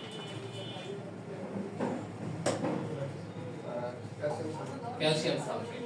হ্যাঁ, আমি যদি এটা কোশ্চেন করি কোন ধরনের ক্যাটায়ন দ্রুত শোষিত হয়, তাই বলবো কোন ধরনের ক্যাটায়ন, হ্যাঁ পটাশিয়াম। আর যদি বলি কোন ধরনের অ্যানায়ন, কোন ধরনের অ্যানায়ন, আচ্ছা কারে ধরি। লাস্ট প্রিন্সিপাল, প্রস্বেদন কয় ধরনের, প্রস্বেদন কয় ধরনের, কি কি? পত্ররন্ধ্রীয় প্রস্বেদন, রেটিকুলার, রেটিকুলার প্রস্বেদন। বলো আর কি কারে ধরি, তোমার ধরি বলো। পত্ররন্ধ্রীয় প্রস্বেদন কত পার্সেন্ট? 95 থেকে 98%। দিনটা 24 ঘন্টা চলে কোন ধরনের প্রস্বেদন বলো? রেটিকুলার প্রস্বেদন। সহজ হয়ে গেছে না কোশ্চেনটা?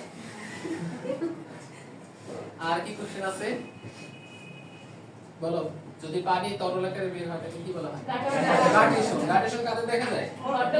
অটলতে দেখা যায় না? ঘাস, কচু আর টমেটো। আর বাষ্প আকারে বের হলে তাকে কি বলে? প্রস্বেদন।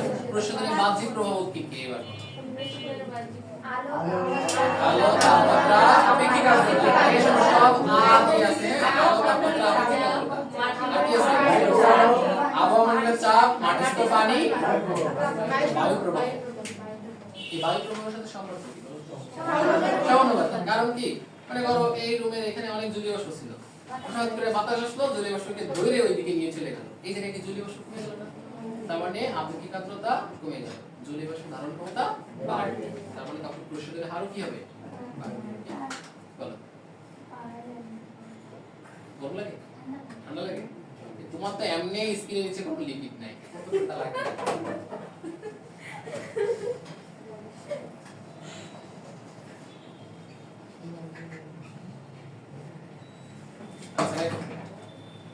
এরপরে কতগুলো প্রয়োজনীয় শব্দ আছে, এই শব্দ সব মনে রাখতে হবে। কে কে এতদিন ভুলভাল করছে দেখি। অভিস্রবণ কাকে বলে? নিশ্চিত সব ভুল করছে। অভিস্রবণ কাকে বলে? আলুর ক্ষেত্রে অভিস্রবণ পরীক্ষা করায় দেখাইছে না স্কুলের টিচাররা, যে চিনি দ্রবণের পানির মধ্যে এই যে একটা এরকম দেখো কিসমিস দিয়ে তো ভালো বোঝা যায়। আচ্ছা কিসমিস দিয়ে বলি, মনে করো এখানে একটা পাত্র, এই মনে করো কিসমিস, তো এই চুপসানো কিসমিসের মধ্যে কি হয়? পানি প্রবেশ করে, কিসমিসটা ফুলে ওঠে। এখন বলো যখন কিসমিসটা শুকনো অবস্থায় ছিল, চুপসানো ছিল, তখন কিসমিসের মধ্যে দ্রবণের ঘনত্ব কম ছিল না বেশি ছিল? এবারে বেশি ছিল না? এরপরে পানি ঢুকছে, পানি ঢোকার পরে কি হলো? ঘনত্ব কমে গেল না? তাহলে এখানে ছিল বেশি আর এইদিকে কি ছিল? কম। তাহলে পানি কোন দিক থেকে কোন দিকে গেছে? দ্রাবক কম থেকে বেশি দিকে গেছে। এইটা কেন কি বলছিলাম? বইয়ে কি লেখা আছে? কাটো।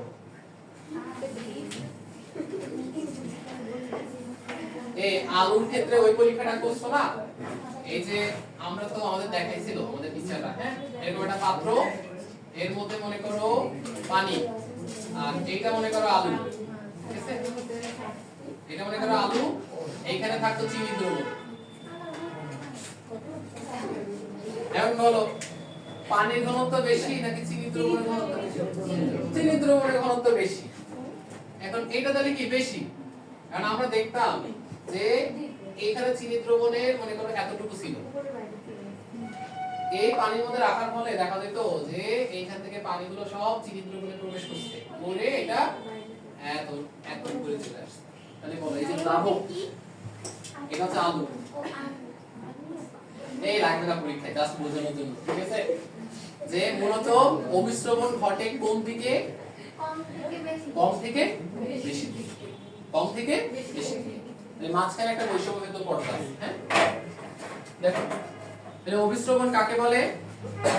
যদি দ্রাবক একটা বৈষম্যযুক্ত ঝিল্লিকে ক্রস করে, কোন দিক থেকে কম, কোন দিকে? কম ঘনত্ব থেকে বেশি ঘনত্ব দিকে। এই ঘনত্ব দ্রাবক পদার্থ যে থাকে তার বেশি, মানে দ্রাবক পদার্থের বেশি ঘনত্বের এলাকা থেকে যায়। পানি তো বেশি, মানে পানি তার মানে নিজের ঘনত্বের এলাকার বেশি ঘনত্বের তার বেশি হচ্ছে।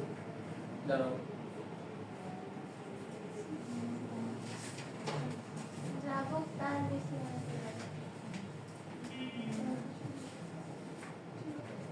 এই পানির ঘনত্ব বলে পরিমাণ, ঘনত্ব মানে তুমি যদি মনে করো এইখানে পানি আছে ধরো সাপোজ 5 লিটার আর ধরো এইখানে চিনির পানি আছে সাপোজ মনে করো 2 লিটার, এখন বলো কোন জায়গায় পানির ঘনত্ব বেশি? অবশ্যই চিনি, অবশ্যই চিনি হচ্ছে। এটা তোমার কোয়ান্টিটি নট ঘনত্ব। 5 লিটার যেটা এটা তোমার কোয়ান্টিটি, 5 লিটার আয়তন বা তুমি পরিমাপ বলতে পারো, বাট ঘনত্ব তো না। আমার কথা বুঝছো? অবশ্যই ঘনত্ব না। অবশ্যই শোনো, অবিশ্রবণ হবে অবশ্যই কম ঘনত্বের দ্রবণ থেকে কোন দিকে বেশি ঘনত্ব। হ্যাঁ, আচ্ছা, এটাকে বলা হয় কি অবিশ্রবণ। ডিফিউশন বা ব্যাপন কি? ব্যাপন কোন দিক থেকে বেশি ঘনত্ব থেকে কম, ঠিক আছে? ব্যাপন হয় স্বতঃস্ফূর্ত সমভাবে। নাইনটিতে পড়ছো না নাকি কেমিস্ট্রিতে পড়ছো যে স্বতঃস্ফূর্ত সমভাবে বেশি ঘনত্বের এলাকা থেকে কম ঘনত্বের এলাকার দিকে ব্যাপিত হওয়া প্রক্রিয়ার নাম কি ব্যাপন। আর যদি সবুজ ছিদ্রপথ দিয়ে বের হয় নিঃসরণ। অবশ্যই বাহ্যিক চাপও দরকার, ঠিক আছে? এরপরে দেখো বলছে প্লাজমোলাইসিস। প্লাজমোলাইসিস আরেক নাম কি প্রোটোপ্লাজমের সংকোচন। এখন বলো প্রোটোপ্লাজমের পরিমাণ কমলে সংকোচন না বাড়লে সংকোচন? কমলে সংকোচন। এখন প্রোটোপ্লাজমের পরিমাণ যদি কমলো এই কথার মানে প্রোটোপ্লাজম থেকে পানি বের হয়ে গেছে। প্রোটোপ্লাজমের পরিমাণ কমলো এই কথার মানে হচ্ছে প্রোটোপ্লাজম থেকে পানি বের হয়ে গেছে। এখন বলো প্রোকিকোষের এখানে পড়াইছিলাম এই কোষের মধ্যে যেটা থাকে এটাকে তো আমরা প্রোটোপ্লাজম বলি না? এই প্রোটোপ্লাজম ও সাইটোপ্লাজমের মধ্যে পার্থক্য কি?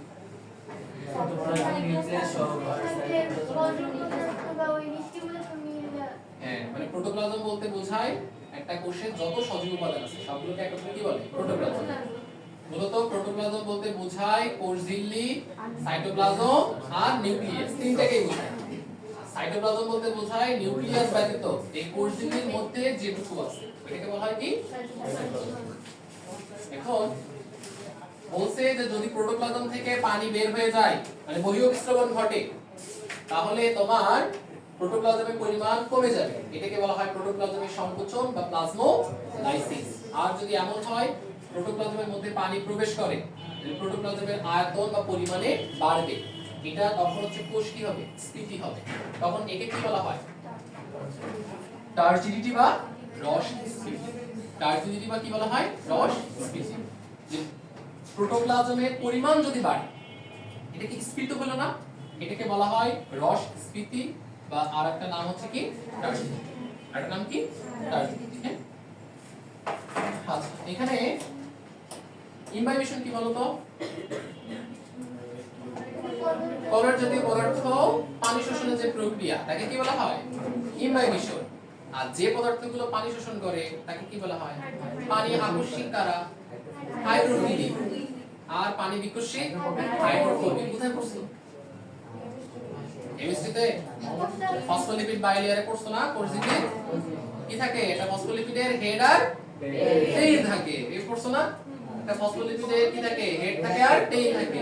হেড তৈরি ফসফেট দ্বারা আর টেইল তৈরি কি দ্বারা ফ্যাটি অ্যাসিড বা লিপিড দ্বারা। এই হেড হচ্ছে পানি আকস্মিক বা হাইড্রোফিলিক আর টেইল হচ্ছে পানি বিকর্ষী বা হাইড্রোফোবিক।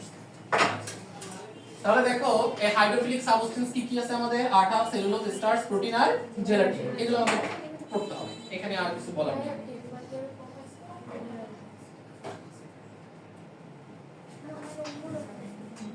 এরপরে দেখো আছে আমাদের ফটোসিনথেসিস বা কি সালোক সংশ্লেষণ।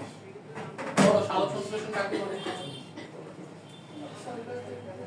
শর্টকাট থেকে প্রক্রিয়াকে সালোক সংশ্লেষণ বলে। আচ্ছা খুবই সুন্দর কথা, খুবই ভালো বলছো। এখন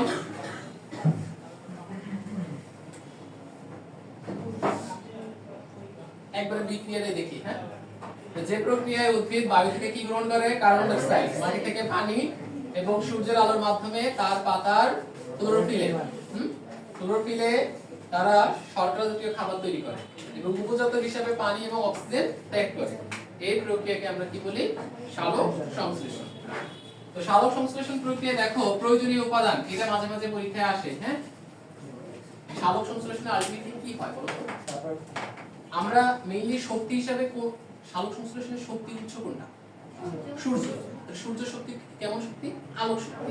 এবং পরবর্তীতে আমাদের তৈরি হচ্ছে কি গ্লুকোজ বা একটা কার্বন যৌগ। মানে দেখো মূলত সালোক সংশ্লেষণে আলোক শক্তি আমাদের কি তৈরি করে? কার্বন যৌগ তৈরি করে। আলোক শক্তি মূলত কি তৈরি করে? কার্বন যৌগ। ঠিক কি না?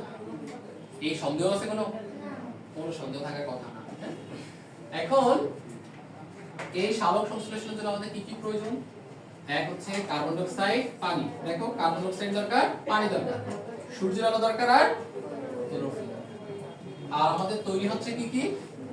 গ্লুকোজ আর অক্সিজেন আর পানি। তিনটা জিনিস আছে। এখন কোশ্চেনটা এইভাবে হয় যে সালোক সংশ্লেষণ প্রক্রিয়ায় কত অণু পানি প্রয়োজন? 12 অণু পানি প্রয়োজন। বা বলতে পারে সালোক সংশ্লেষণ প্রক্রিয়ায় আরো ভালো হয় এইভাবে কোশ্চেন বলেছে এক অণু গ্লুকোজ তৈরি করার জন্য কত অণু কার্বন ডাই অক্সাইড প্রয়োজন? 6 অণু। বা কত অণু পানি প্রয়োজন? 12 অণু। বা বলতে পারে যে এক অণু গ্লুকোজ তৈরি হওয়ার সময় কত অণু পানি তৈরি হয়? 6 অণু। কত অণু অক্সিজেন তৈরি হয়? 6 অণু। হ্যাঁ, এটা আমার সংখ্যা দিয়ে মনে রাখতে হবে। আর এই এক অণু শর্করা প্রস্তুত করতে সূর্যের ফোটন দরকার হয় কতগুলো? 50 থেকে 60টা ফোটন দরকার হয়। আচ্ছা, এই সালোক সংশ্লেষণে কয়টা পর্যায় বলছিলাম? দুইটা। কি কি? আলোক পর্যায় আর অবরোধ পর্যায়। আলোক পর্যায় কোথায় ঘটে? থাইলাকয়েড মেমব্রেনে। আলোক পর্যায় ঘটে কোথায়? Thylakoid membrane. আর বলো। সালোক সংশ্লেষণ পর্যায়ে যে আমাদের পানি আর কার্বন ডাই অক্সাইড তৈরি হয় না, ওটার উৎস কি? উৎস তো ভিন্ন ভিন্ন। এখানে এই যে ব্যাখ্যা এখানে দেওয়া আছে, হ্যাঁ? এইটার মধ্যে দেওয়া আছে। দেখো এখানে খেয়াল করো, এই যে carbon die oxide, carbon die oxide থেকে মূলত দেখো যেহেতু কার্বন ডাই অক্সাইডের মধ্যে কার্বন আছে আর এই সাইডে কার্বন আছে, কার্বনের মধ্যে শুধুমাত্র গ্লুকোজ, তাহলে অবশ্যই কার্বন ডাই অক্সাইড থেকে কি তৈরি হবে? গ্লুকোজ তৈরি হয়। আর এই পানি ভেঙে মূলত দুটো জিনিস আছে, এই পানি থেকে অক্সিজেন তৈরি হয় এবং পানি তৈরি হয়। কথা বোঝা গেছে? তাহলে সালোক সংশ্লেষণে গ্লুকোজের উৎস মূলত কি? Carbon die oxide. বা শর্করার উৎস মূলত কার্বন ডাই অক্সাইড। অবশ্যই কার্বন যৌগ থেকে কার্বন যৌগ তৈরি হয়। বুঝা গেছে? আর পানি ভেঙে তৈরি হয় অক্সিজেন আর পানি।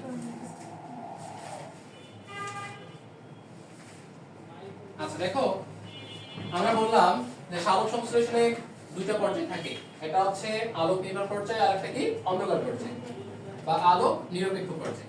তো আলোক নির্ভর পর্যায় ঘটে থাইলাকয়েড মেমব্রেনে, এই যে ক্লোরোপ্লাস্টের থাইলাকয়েড মেমব্রেনে। আর আলোক নিরপেক্ষ পর্যায় যেটা আছে সেটা ঘটে কোথায়? ক্লোরোপ্লাস্টের স্ট্রোমাতে। কোথায় ঘটে? স্ট্রোমাতে। এবং মনে রাখবা আলোক নির্ভর পর্যায়ে আমাদের সূর্যের আলোগুলো আসে, সূর্যের আলো এসে কোথায় পড়ে? ফটোসিস্টেম 1 আর ফটোসিস্টেম 2 তে। হ্যাঁ, ফটোসিস্টেম 1 আর কোথায়? ফটোসিস্টেম 2 তে। পড়ার পরে এই ফটোসিস্টেম বা আলোক নির্ভর পর্যায়ে আমাদের আলটিমেটলি কি তৈরি হয়? এটিপি আর এনএডিপি প্লাস এইচ প্লাস। এটাকে আমরা কি বলি? আত্তীকরণ শক্তি। এই আত্তীকরণ শক্তি মানে আলোক নির্ভর পর্যায়ে যে আত্তীকরণ শক্তি তৈরি হয়, এই আত্তীকরণ শক্তিটাকে ব্যবহার করে আলোক নিরপেক্ষ পর্যায়ে কার্বন বিজারিত হয়ে কি তৈরি করে? মনে থাকবে তো? আচ্ছা, তাহলে এতটুকু হচ্ছে আমাদের এখানে করতে হবে। এখন এখানে ঘটনা হচ্ছে দেখো ক্লোরোপ্লাস্ট থাকে কাদের কাদের? ক্লোরোপ্লাস্ট থাকে এমন বলছে যে সবুজ শৈবাল, ব্রায়োফাইটা, টেরিডোফাইটা, জিমনেস্পার্ম আর অ্যাজিমনেস্পার্ম। জিমনেস্পার্ম মানে কি? দণ্ডলিচি। অ্যাজিমনেস্পার্ম মানে আবৃত লিচি। আর বলছে যে সায়ানোব্যাকটেরিয়াতে ক্লোরোপ্লাস্ট নাই, তবে মানে সুগঠিত ক্লোরোপ্লাস্ট না থাকলেও সেখানে থাইলাকয়েড কি থাকে? থাইলাকয়েড থাকে। তার মানে সায়ানোব্যাকটেরিয়ার ক্ষেত্রে সালোক সংশ্লেষণ হয় কোথায়? থাইলাকয়েড। কোথায় সংঘটিত হয়? থাইলাকয়েড। ক্লোরোপ্লাস্টের অবস্থান ক্রোমাটোফোর।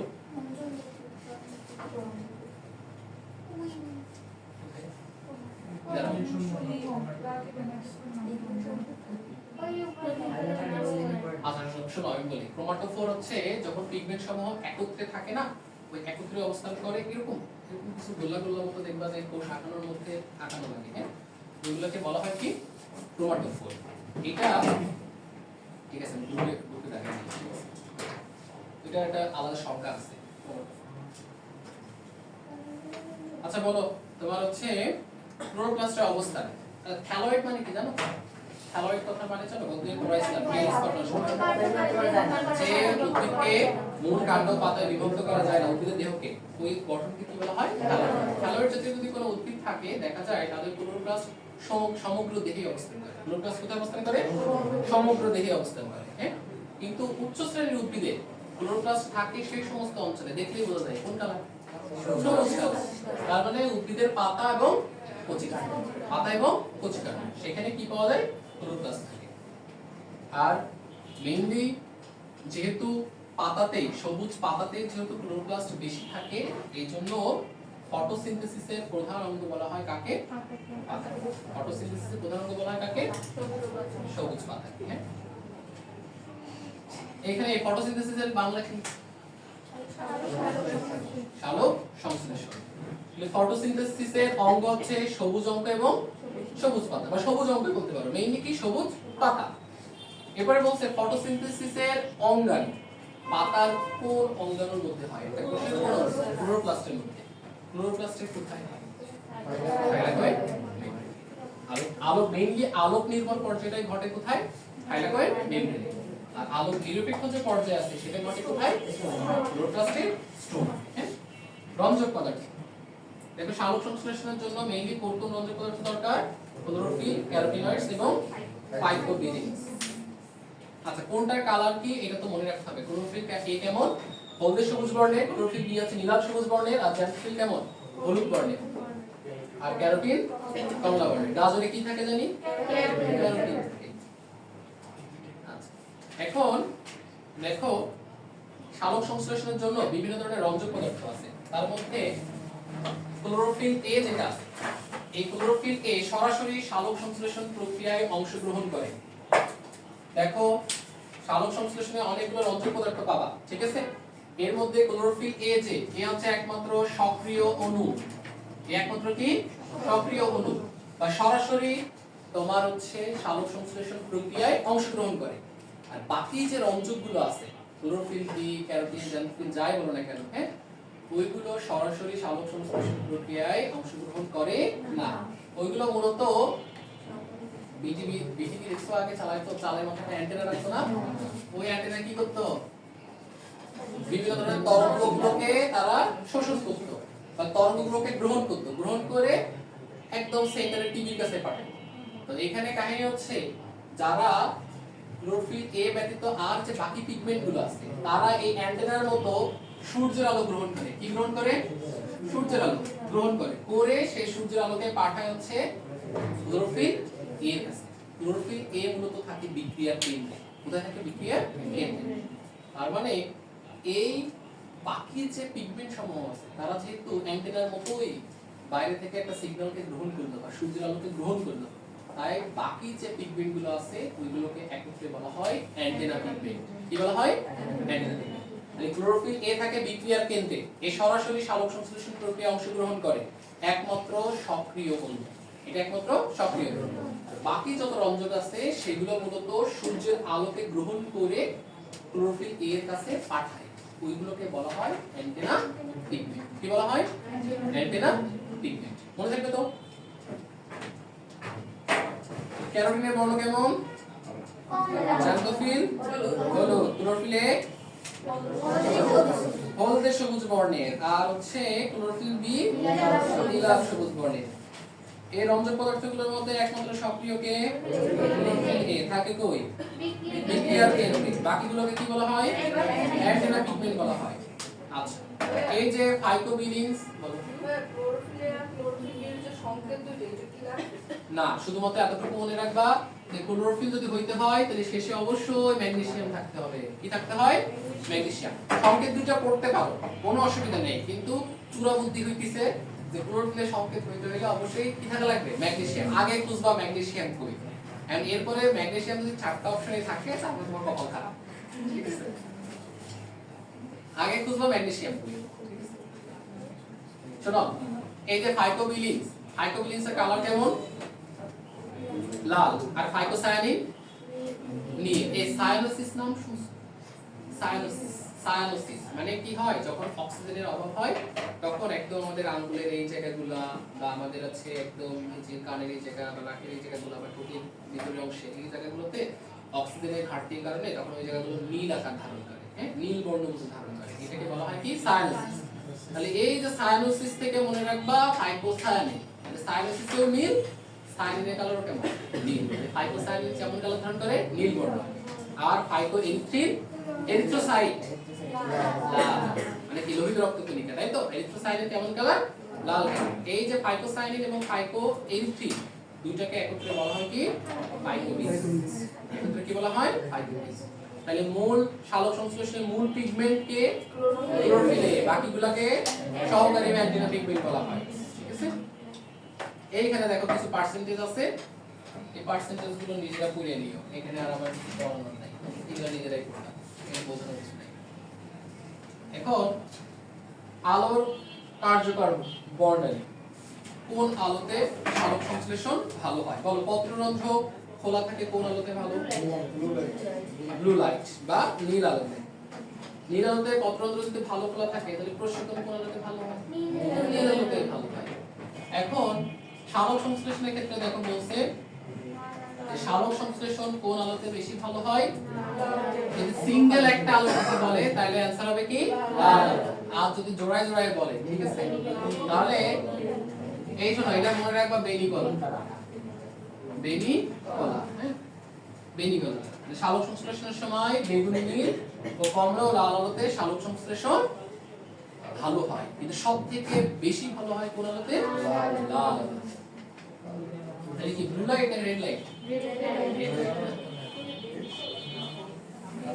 এখন বলো বেনি কলা, বেনি কলা, বেনি কলা। এখন বলো সালোক সংশ্লেষণ হওয়ার সময়, তাহলে এখন আসি সালোক সংশ্লেষণের কয়টা পর্যায়, দুইটা পর্যায়, আলোক নির্ভর পর্যায় আর আলোক নির্ভর পর্যায়। আলোক নির্ভর পর্যায় কোথায় ঘটে, থাইলাকয়েড মেমব্রেনের বাইরের দিকে কোনটা থাকে, পিএস অন, পিএস মানে কি ফটোসিস্টেম 1, আর ভিতর দিকে থাকে ফটোসিস্টেম 2। এখন কাহিনী হচ্ছে প্রত্যেকটা ফটোসিস্টেমে তিনটা করে পার্ট থাকে, ফটোসিস্টেমে কয়টা করে পার্ট থাকে, তিনটা করে পার্ট থাকে। দেখো একটাকে বলছে এই ধরো বিক্রিয়ার কেন্দ্র, এটা কি বিক্রিয়ার কেন্দ্র, খেয়াল করো প্রত্যেকটা ফটোসিস্টেমে তিনটা পার্ট থাকে, একটা হচ্ছে বিক্রিয়ার কেন্দ্র, আর একটা থাকে হচ্ছে আলোক শোষণ অঞ্চল, অ্যান্টেনা, ঠিক আছে, অ্যান্টেনা পিগমেন্ট সমূহ। এটাকে বলতে পারি আমরা কি আলোক শোষণ অঞ্চল। আলোক শোষণ অঞ্চল কি করে, সূর্যের আলো আসে সেটাকে শোষণ করে, করে বিক্রিয়ার কেন্দ্রে পাঠায়, কেন্দ্রে কি থাকে ক্লোরোফিল, ক্লোরোফিল এ। এই বিক্রিয়া কেন্দ্র থেকে তারা মূলত ইলেকট্রনটাকে পাঠায় ইলেকট্রন ট্রান্সপোর্ট। তাহলে একটা ফটোসিস্টেমের তিনটা পার্ট, আলোক শোষণ অঞ্চল, বিক্রিয়ার কেন্দ্র আর ইলেকট্রন ট্রান্সপোর্ট চেইন। সূর্যের আলো প্রথমে আসে আলোক শোষণ অঞ্চলে, দেন এই অঞ্চল থেকে সূর্যের সেই আলোটা যাবে কোথায়, বিক্রিয়ার কেন্দ্রে, কেন্দ্রে গিয়ে থাকে ক্লোরোফিল এ। এই ক্লোরোফিল এ থেকে পরবর্তীতে একটা ইলেকট্রন উৎক্ষিপ্ত হয়, সেই ইলেকট্রন কোথায় যাবে, ইলেকট্রন ট্রান্সপোর্ট চেইন, ঠিক আছে, এতটুকুই মাথায় রেখো। এখন কথা হচ্ছে কোনটা ফটোসিস্টেম 1 আর কোনটা ফটোসিস্টেম 2। যদি ক্লোরোফিল এ এটা যদি তোমার 700 ন্যানোমিটার, কত ন্যানোমিটার, 700 ন্যানোমিটার তরঙ্গদৈর্ঘ্যের আলোকে শোষণ করে, দিস ইজ ফটোসিস্টেম 1। আর যদি এমন হয় যে না ক্লোরোফিল এটা 680 ন্যানোমিটার তরঙ্গদৈর্ঘ্যের আলো শোষণ করছে, দিস ইজ ফটোসিস্টেম 2। এটাকে বলা হয় কি ফটোসিস্টেম 2। সংক্ষেপে দেখো হ্যাঁ এ থাকে, বাট ওই ক্লোরোফিল এ যদি 700 ন্যানোমিটার তরঙ্গদৈর্ঘ্যের যে আলোটা আসে, ঠিক আছে, ওইটা শোষণ করে, তখন এই ধরনের ফটোসিস্টেমকে বলা হয় ফটোসিস্টেম 1। আর যারা 680 ন্যানোমিটার তরঙ্গদৈর্ঘ্যের আলোকে শোষণ করতে পারে ওই ধরনের ফটোসিস্টেমকে বলা হয় ফটোসিস্টেম 2, ঠিক আছে।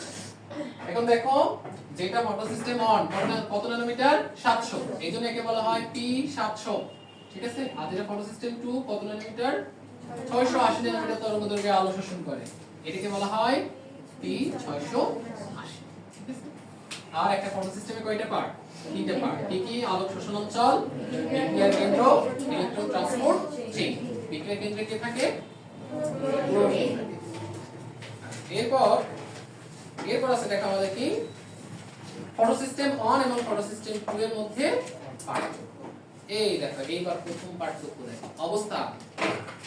ফটোসিস্টেম 1 আর 2 দুইজনই তো থাইলাকয়েড মেমব্রেনে থাকে।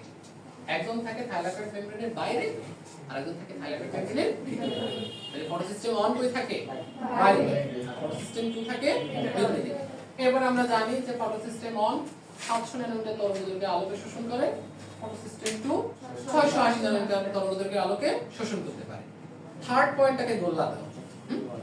চক্রীয় এবং অচক্রীয় ফটোফসফোরাইলেশন। আচ্ছা এখানে নামের ইগুলো আছে হ্যাঁ দেখো ফটো পিএইচ ফসফোরাইলেশন। এখন আমার কথা হচ্ছে ফটো মানে তো আলো, এটা নিয়ে আমার ঝামেলা নাই। What are the meaning of phosphorylation? Phosphate যুক্ত করা, রাইলেশন মানে যুক্ত করা, আর যেহেতু ফসফোরাইলেশন তাহলে কি যুক্ত করে? ফসফোরাইলেশন কথার মানে হচ্ছে ফসফেট যুক্ত করা। সব থেকে কমন উদাহরণ হচ্ছে এডিপি এর সাথে যদি একটা ইনঅর্গানিক ফসফেট যোগ করা হয় তখন তৈরি হবে কি? এডিপি। This is phosphorylation. এখন কথা হচ্ছে এই ঘটনাটা যদি একটা আলোর উপস্থিতিতে ঘটে, দিস ইজ ফটোফসফোরাইলেশন। তাহলে ফসফেট যুক্ত করার প্রক্রিয়াকে বলা হয় ফসফোরাইলেশন। যদি ফসফোরাইলেশন প্রক্রিয়া আলোর উপস্থিতিতে ঘটে, দিস ইজ ফটোফসফোরাইলেশন। এই ফটোফসফোরাইলেশন হচ্ছে দুই ভাবে হইতে পারে, একটাকে বলা হয় চক্রীয়, একটাকে বলা হয় অচক্রীয়। চক্রীয় ক্ষেত্রে ঘটে শুধুমাত্র ফটোসিস্টেম 1 এ। ঘটনা হচ্ছে বলতে যে ফটোসিস্টেম 1 থেকে একটা ইলেকট্রন উৎক্ষিপ্ত হয়ে সে যদি ঘুরে আবার ফটোসিস্টেম 1 এ ফিরে আসতে পারে, দিস ইজ চক্রীয়। আর অচক্রীয় ক্ষেত্রে বলছে যে ফটোসিস্টেম 1 থাকবে আর একদিকে থাকবে ফটোসিস্টেম 2। বলছে যে ফটোসিস্টেম 1 এ আলো পড়ার পরে ইলেকট্রনটা যাবে কোথায়? ফটোসিস্টেম 2 তে। কিন্তু 2 হতে আর 1 এ ফিরে আসতে পারবে না। তাহলে কি চক্র সম্পূর্ণ হইছে? দিস ইজ অচক্রীয় ফটোফসফোরাইলেশন আর দিস ইজ চক্রীয় ফটোফসফোরাইলেশন। এখন কথা হচ্ছে চক্রীয় ফটোফসফোরাইলেশনে কোন ফটোসিস্টেম থাকে? 1 ফটোসিস্টেম 1। আর অচক্রীয় ফটোফসফোরাইলেশনে ফটোসিস্টেম 1 এবং 2 উভয়ই অংশগ্রহণ করে। বুঝা গেছে? এখন পড়ো 3 নম্বর পয়েন্ট। ফটোসিস্টেম 1 দেখো, ফটোসিস্টেম 1 চক্রীয় ক্ষেত্রেও 500, অচক্রীয় ক্ষেত্রেও 500। এই ফটোসিস্টেম 1 চক্রীয় অচক্রীয় দুই ক্ষেত্রেই পাওয়া যায়। আর ফটোসিস্টেম 2 পাওয়া যাবে কোন ক্ষেত্রে? শুধুমাত্র এটা কি বোঝা গেছে? এটা কি বুঝছো? ফটোফসফোরাইলেশন দুই ধরনের, হ্যাঁ ব্যাপার। এটা হচ্ছে চক্রীয় ফটোফসফোরাইলেশন, একটা হচ্ছে অচক্রীয়। চক্রীয় এই কথার মানে হচ্ছে চক্রীয় ফটোফসফোরাইলেশনে একটাই ফটোসিস্টেম থাকে, সেটা হচ্ছে ফটোসিস্টেম 1। যখন এই সূর্যের আলো ফটোসিস্টেম 1 এর উপর পড়ে তখন ফটোসিস্টেম 1 থেকে একটা ইলেকট্রন উৎক্ষিপ্ত হয়। এই ইলেকট্রন ঘুরে কি ঘুরে? Electron transport chain. এই ফটোসিস্টেম থেকে ইলেকট্রনগুলো কই যায়? এখানে দেখছিলাম না বিক্রিয়ার কেন্দ্র থেকে কই যায়? Electron transport chain. তো যদি ফটোসিস্টেম 1 থেকে ইলেকট্রন ট্রান্সপোর্ট চেইন ঘুরে আবারো ফটোসিস্টেম 1 এ ফিরে আসতে পারে, দিস ইজ চক্রীয়। একটা চক্র সম্পূর্ণ হচ্ছে, এটাকে বলা হয় কি? চক্রীয় ফটোফসফোরাইলেশন। আর যদি এমন হয় যে ফটোসিস্টেম 1 এর উপরে সূর্যের আলো পড়ছে, পড়ার পরে যে ইলেকট্রনটা বের হইছে, এই ইলেকট্রন ট্রান্সপোর্ট চেইন হয়ে গেল ফটোসিস্টেম 2 তে, আবারো সেই ইলেকট্রন ট্রান্সপোর্ট চেইন হয়ে ফটোসিস্টেম 1 এ ফিরে আসতে পারে। এক কথায় বলতে পারি যে ফটোসিস্টেম 1 থেকে উৎক্ষিপ্ত ইলেকট্রন ফটোসিস্টেম 2 তে যায়, কিন্তু 2 থেকে আর 1 এ ফিরে আসতে পারে। তাহলে কি চক্র হইছে? হই নাই। এটাকে বলা হবে কি? অচক্রীয় ফসফোরাইলেশন। এই অচক্রীয় ফটোফসফোরাইলেশনে ফটোসিস্টেম 1 দরকার, 2 দরকার। বাট চক্রীয় ক্ষেত্রে শুধুমাত্র কি দরকার? ফটোসিস্টেম 1। বুঝা গেছে? এখন কোশ্চেনটা করতে উল্টা হয় যে ফটোসিস্টেম 1 এর ক্ষেত্রে কোন কোন ফটোফসফোরাইলেশন চক্রীয় হয়, অচক্রীয় হয়? এখানে দেখো ফটোসিস্টেম 1, এখানে ফটোসিস্টেম। বাট 2 এর 2 কোন ক্ষেত্রে হবে? শুধুমাত্র অচক্রীয়। বুঝা গেছে? এটা হচ্ছে থার্ড পয়েন্ট। এরপর দেখো, এরপরে আমাদের আরেকটা কথা বলছে যে ঘাটতি ইলেকট্রন, ঠিক আছে? এটা তো বুঝাইতে হইলে আমার আবার বিক্রিয়া কালো লাগবে।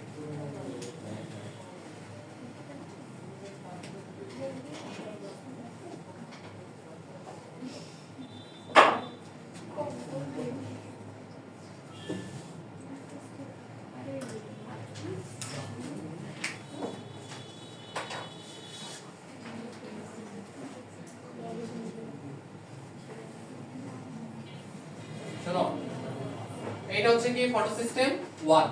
ঘটনা হচ্ছে যখন সূর্যের আলো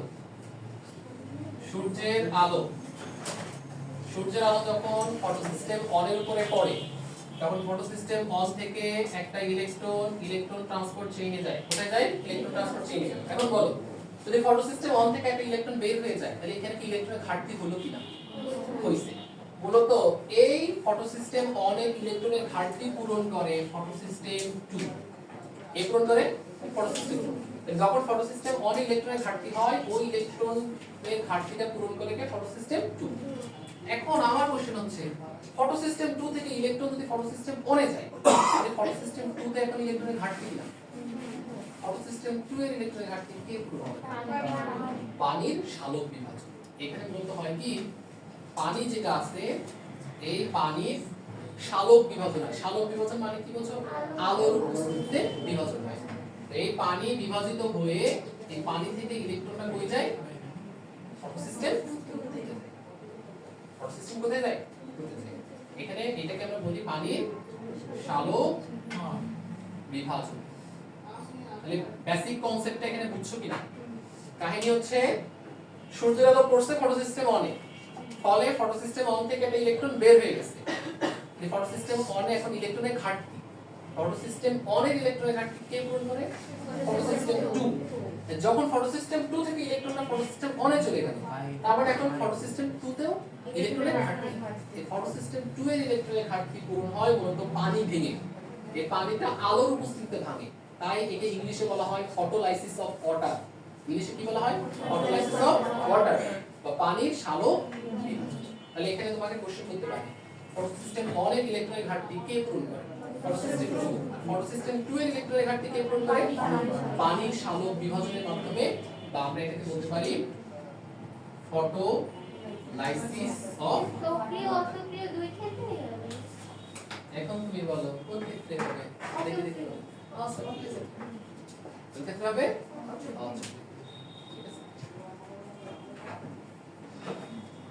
তাহলে এখানে একটা কোশ্চেন আসতে পারে যে পানির সালোক বিভাজন কোন ধরনের ফটোফসফোরিলেশনে হয়? সক্রিয় নাকি অসক্রিয়? ঠিক আছে, ফটোলাইসিস অফ ওয়াটার কোন ধরনের? আচ্ছা, এই তো পরে দেখো ফটোসিস্টেম 1 ফটোলাইসিস। এই ফটোলাইসিস মানে ফটোলাইসিস অফ ওয়াটার। ঠিক আছে, এই ফটোলাইসিস অফ ওয়াটারের সাথে ফটোসিস্টেম 1 সংযুক্ত না। মূলত ফটোসিস্টেম 2 হচ্ছে পানির সালোক বিভাজনের সাথে সম্পর্কযুক্ত। তাহলে ফটোলাইসিস অফ ওয়াটার কার সাথে সম্পর্কযুক্ত? ফটোসিস্টেম 2 এর সাথে। আর পানি ভেঙে কি কি তৈরি হয়েছে দেখো তো? ইলেকট্রন, প্রোটন আর অক্সিজেন তৈরি হয়। এই পানি ভেঙে এই যে ইলেকট্রন, এখানে প্রোটন তৈরি হয় আর কি তৈরি হয়? অক্সিজেন তৈরি হয়। ইলেকট্রন, প্রোটন আর অক্সিজেন তৈরি হয়। ঠিক আছে, এইটা কি বোঝো না? আমাকে বোঝো নাই বলো, আমি আবার বুঝিয়ে দিব, কোনো অসুবিধা নেই। বাট যদি আরেকবার বুঝিয়ে দিব, অসুবিধা নেই। খেয়াল করো, যখন অচক্রিয় ফটোফসফোরাইলেশন হয়, ঠিক আছে, তখন সূর্যের আলো প্রথমে কই পড়ে? ফটোসিস্টেম 1। ফটোসিস্টেম 1 শোনো, যখনই কোন একটা ফটোসিস্টেমে সূর্যের আলো পড়ে, ওই ফটোসিস্টেম থেকে ইলেকট্রন বের হয়ে কোন যায়? ইলেকট্রন। এখন ফটোসিস্টেম 1 থেকে যেহেতু ইলেকট্রন বের হয়ে গেছে, তার মানে এখানে ইলেকট্রনের ঘাটতি।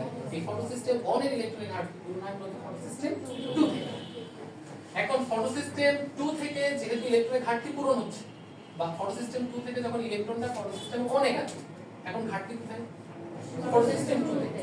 এই ফটোসিস্টেম 2 এর ইলেকট্রনের ঘাটতিটা মূলত পূরণ হয় পানির সালোক বিভাজনের মাধ্যমে। শোনো, এই পানি যখন সালোক বিভাজন হয় বা আলোর উপস্থিতিতে পানি যখন ভাঙে, তখন একদিকে ইলেকট্রন তৈরি হয় আর একদিকে তৈরি হয় প্রোটন আর প্রোটন কি তৈরি হয়?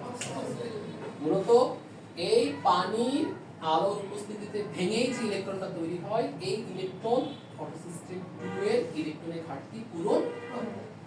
বুঝা গেছে? আর কারো কোনো কোশ্চেন আছে? ঠিক আছে, সক্রিয়তে ইলেকট্রন বের হবে না, তাই না? ঘুরে আবার কই আসে? আবার ফটোসিস্টেম 1 এ আসে। তার মানে ওর কি আর দরকার আছে? ইলেকট্রনের ঘাটতি কি হচ্ছে না। তো ইলেকট্রন সাম্য অবস্থায় বজায় আছে। ঠিক আছে,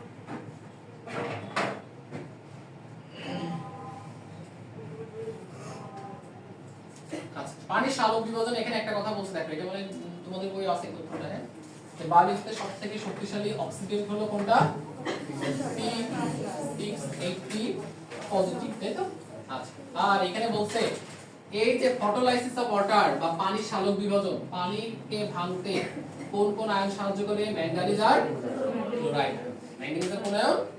ক্লোরাইড আয়ন সাহায্য করে। ওকে, তাহলে পানির ভাঙনে বা পানির ফটোলাইসিসের ক্ষেত্রে কোন কোন আয়ন সাহায্য করে? ম্যাঙ্গানিজ আর ক্লোরাইড। অক্সিজেনের অভাবে কোন কোষে সবার আগে মৃত্যু হয়? স্নায়ু কোষে। কোন কোষে? স্নায়ু কোষে। স্নায়ু কোষ কার একক?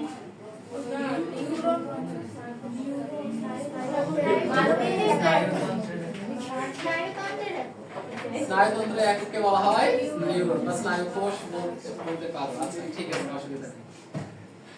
আর তোমার হচ্ছে হৃৎপিণ্ডের আবরণের নাম কি? পেরিকার্ডিয়াম। ফুসফুসে? কিডনির? Renal capsule. এই ওমেন্স ক্যাপসুল তো পার্ট বেটা এটা। Renal capsule. যকৃতে? এই বেটা গ্লিসন্স ক্যাপসুল। এরপর বলো এই বস্তুগুলোতে সবথেকে ছোট কোষের নাম কি? মাইক্রোপ্লাজম। সবথেকে ছোট কোষের নাম কি? মাইক্রোপ্লাজম। আরেক নাম কি? পিপিএল। মানবদেহের সবথেকে ছোট কোষের নাম কি?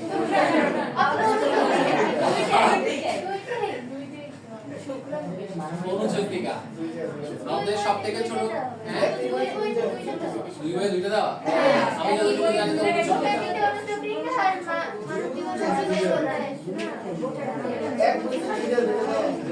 দুইটা দাও। জরুরি দাও। আচ্ছা তাহলে বুঝতে পারি আমি আমার মানবদেহের ধারাবাহিকতা পড়াই নাই অনেকদিন। গুগলে সার্চ দিলে। আচ্ছা যদি রক্তকণিকার কথা থাকে তাহলে দেখা যাচ্ছে তুমি অনুচক্রিকার কথা বলে দিয়েছো, ঠিক আছে? আচ্ছা আর কি জানি আপনি কোন কোশ্চেন? এই বড় কোশ্চেন নাম কি? উটপাখির ডিম না? ডিম কিন্তু একটা কোষ তাহলে। ও সব থেকে দীর্ঘতম কোষের নাম কি? হ্যাঁ, কত জানি? 1.7 মিটার।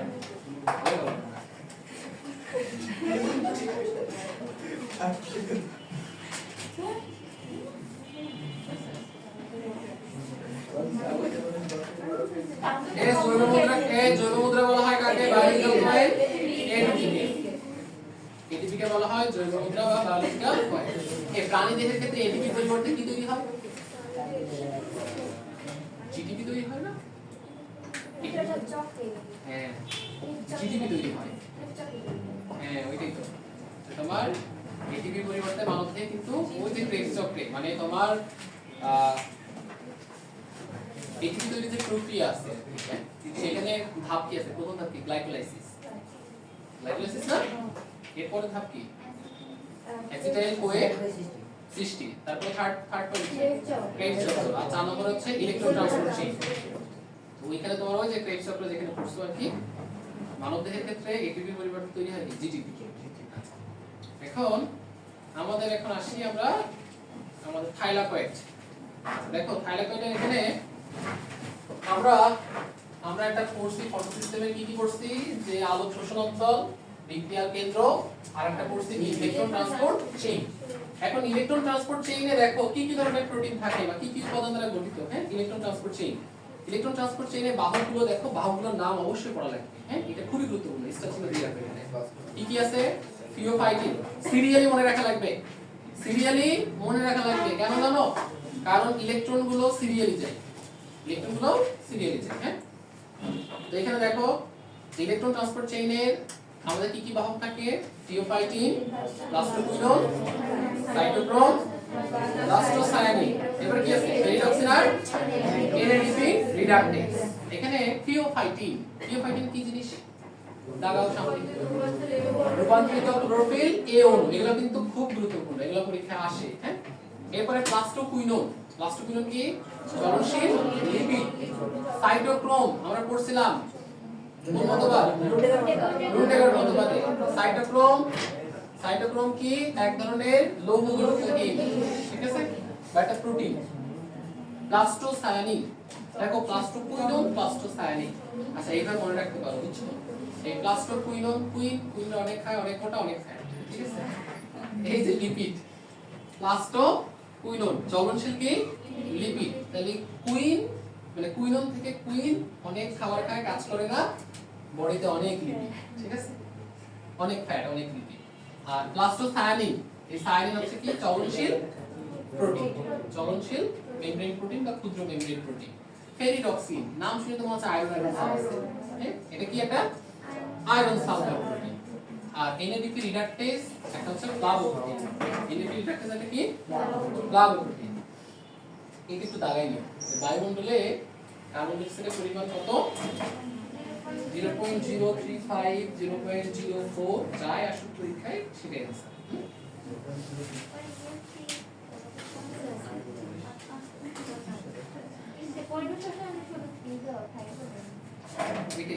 কার্বন ডাই অক্সাইডের পরিমাণ 0.03%, 0.035%, 0.04, যাই থাকুক সেটাই आंसर, ঠিক আছে, দুইটা থাকবে না। কারে কি কোশ্চেন করি বলো শেষ বলো। অত্যাবশ্যকীয় মৌলের সংখ্যা কতগুলা, 17টা। ম্যাক্রো কোনগুলা, ম্যাক্রো মৌলের সংখ্যা কতগুলা, 9টা। আর মাইক্রো 8টি। ঘাসের জন্য সিলিকন, ঘাসের জন্য সিলিকন, আর তোমার কি ছিল ওখানে, আর জন্য সিফোরোদের জন্য সোডিয়াম, আর কি ছিল নাইট্রোজেন ফিক্সিং লিকুইডের জন্য কি কোবাল্ট। এখন বলো ক্লোরোফিল তৈরি করার জন্য কোন খনিজ উপাদান দরকার, ম্যাগনেসিয়াম। যদি অভাব হয় হলুদ হয়ে যায়, ক্লোরোফিল যদি না হয় তাহলে কি হবে, হলুদ হয়ে যাবে, হ্যাঁ, এটাকে কি বলে,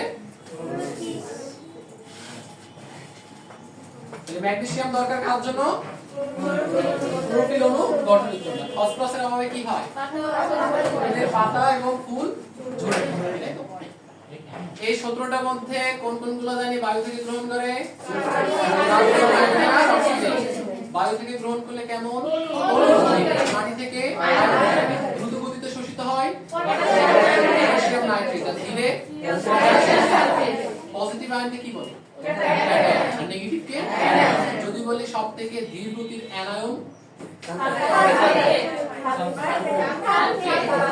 ধীর গতির অ্যানায়ন সালফেট, সিঙ্গেল आंसर কি, হ্যাঁ। খনিজ লবণ শ্বসনের কয় ধরনের প্রক্রিয়া আছে, দুই ধরনের, সক্রিয় আর নিষ্ক্রিয়, অ্যাক্টিভ আর প্যাসিভ প্রসেস। অ্যাক্টিভ প্রসেসে ঘনত্বের আনতির বিপরীতে, তার মানে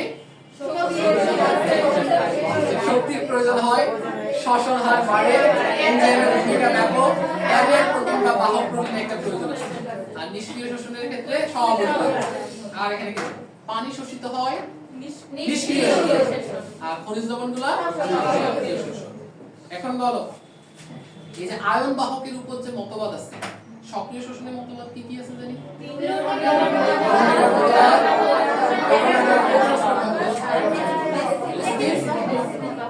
বাহক মতবাদ। আচ্ছা, তো এই যে লুন্ডেগড় মতবাদ, সেখানে সাইটোক্রোম পাম্প মতবাদ বলা হয়।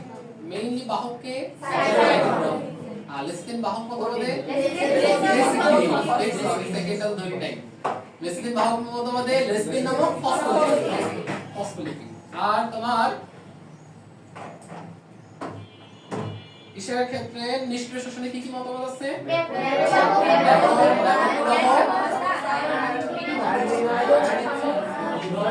আয়ন বিনিময় আর ডোনার অবস্থা। পজিটিভ আয়নের পরিবর্তে অবশ্যই পজিটিভ আয়ন, ঠিক আছে, আর নেগেটিভের পরিবর্তে নেগেটিভ, ঠিক আছে, এইটুকু মনে থাকলে হবে। তার মানে হাইড্রোজেন আয়ন, তার পরিবর্তে পটাশিয়াম, আর হাইড্রোক্সিলের পরিবর্তে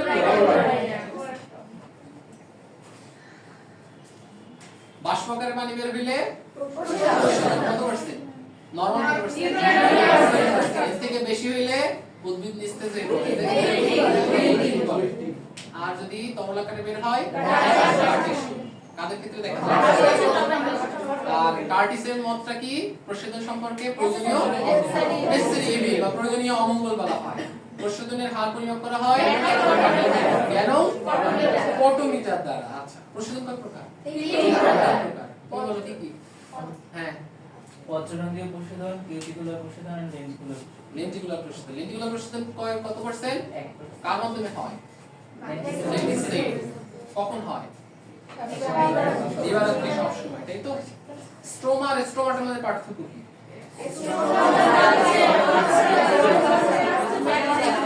একটা হচ্ছে ক্লোরোপ্লাস্টের মাতৃকা দিস ইজ স্ট্রোমা আর স্ট্রোমাটা হচ্ছে পত্ররন্ধ্র পত্ররন্ধ্র গঠিত হয় কিভাবে অর্ধচন্দ্রাকৃতির রক্ষিকোষের সমন্বয়ে রক্ষিকোষের আকৃতি অর্ধচন্দ্রাকার ছাড়া বৃত্তাকার আছে কোন বইয়ে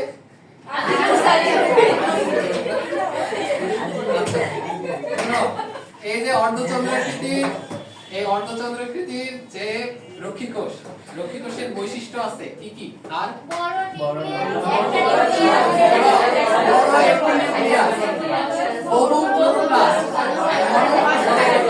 এই তিনটা হচ্ছে গুরুত্বপূর্ণ কথা হ্যাঁ আর যদি রক্ষিকোষ থেকে পানি বের হয়ে যায় এটাকে বলি আর রক্ষিকোষের মধ্যে পানি প্রবেশ করলে মেইনলি কোন আয়ন পটাশিয়াম আয়ন কোন লাইট ব্লু লাইট বা নীল আলো না আচ্ছা আর রাতে খোলা থাকে কাদের পত্র পারো সব পরের ক্লাসে আমি ভাষা তোমরাই আচ্ছা এখন বলো পত্ররন্ধ্র খোলা বন্ধ হওয়ার চারটা মতবাদ আছে এটা হচ্ছে ভন এইচ ভন এর মতবাদ লয়েডের মতবাদ সাইরাস মতবাদ আর আধুনিক প্রোটন প্রবাহ মতবাদ আধুনিক প্রোটন প্রবাহ মতবাদে মেইন হচ্ছে পটাশিয়াম কেন্দ্রিক পটাশিয়াম দ্বারা পত্ররন্ধ্র খোলা ও বন্ধ হয় এই কথা বলা আছে এইচ ভন মৌলের ক্ষেত্রে বলছে স্থিতির পরিবর্তন আর বিক্রি লয়েড অবিশ্রবণী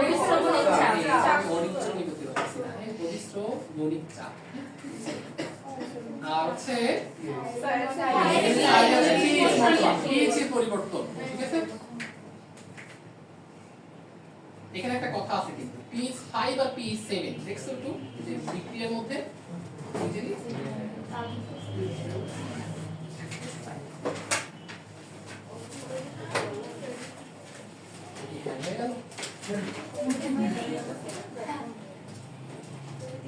ভালো আছে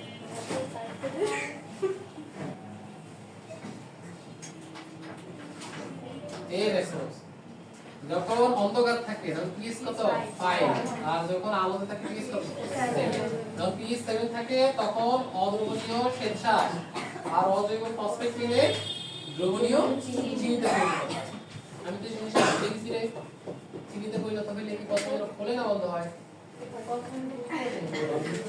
প্রশস্ত pH বেড়ে গেলে অদ্রবণীয় শ্বেতসার পুনরায় দ্রবণীয় চিনিতে পরিণত হয় ফলে অন্তঃমিশ্রণ প্রক্রিয়ায় প্রাকৃতিক ওষুধে রক্ষিকোষে পানি প্রবেশ করে পত্ররন্ধ্র খুলে যায় আচ্ছা শোনো আপনারা বন্ধ না খুলে যায় এই বলে শোনো শ্বেতসার হইলে বন্ধ হয় সেটা আমি বলি শোনো কথা হচ্ছে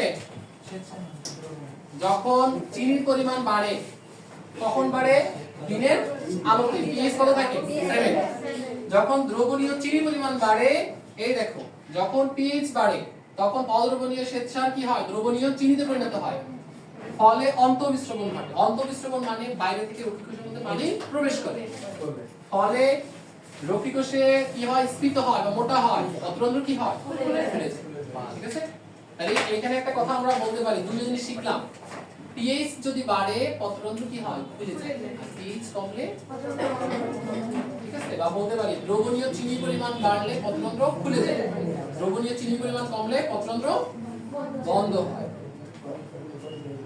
মেসোফিল কোষে পানির অভাব দেখা দিলে কোন অ্যাসিড তৈরি হয় অ্যাসিটিক অ্যাসিড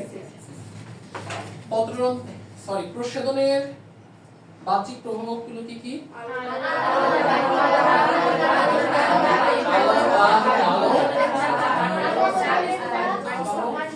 ব্যস্তানুপাতিক সম্পর্ক কার মধ্যে? এটা হচ্ছে আবহমণ্ডলের চাপ আর এটা কি আপেক্ষিক আর্দ্রতা, এই দুইটার সাথে, তাই তো? এত হাসছে কেন? সবার সাথে বলো আমরাও হাসি, সবাই হাসি দাও। আচ্ছা এই তোমরা পারবা প্লাজমোলাইসিস মানে কি?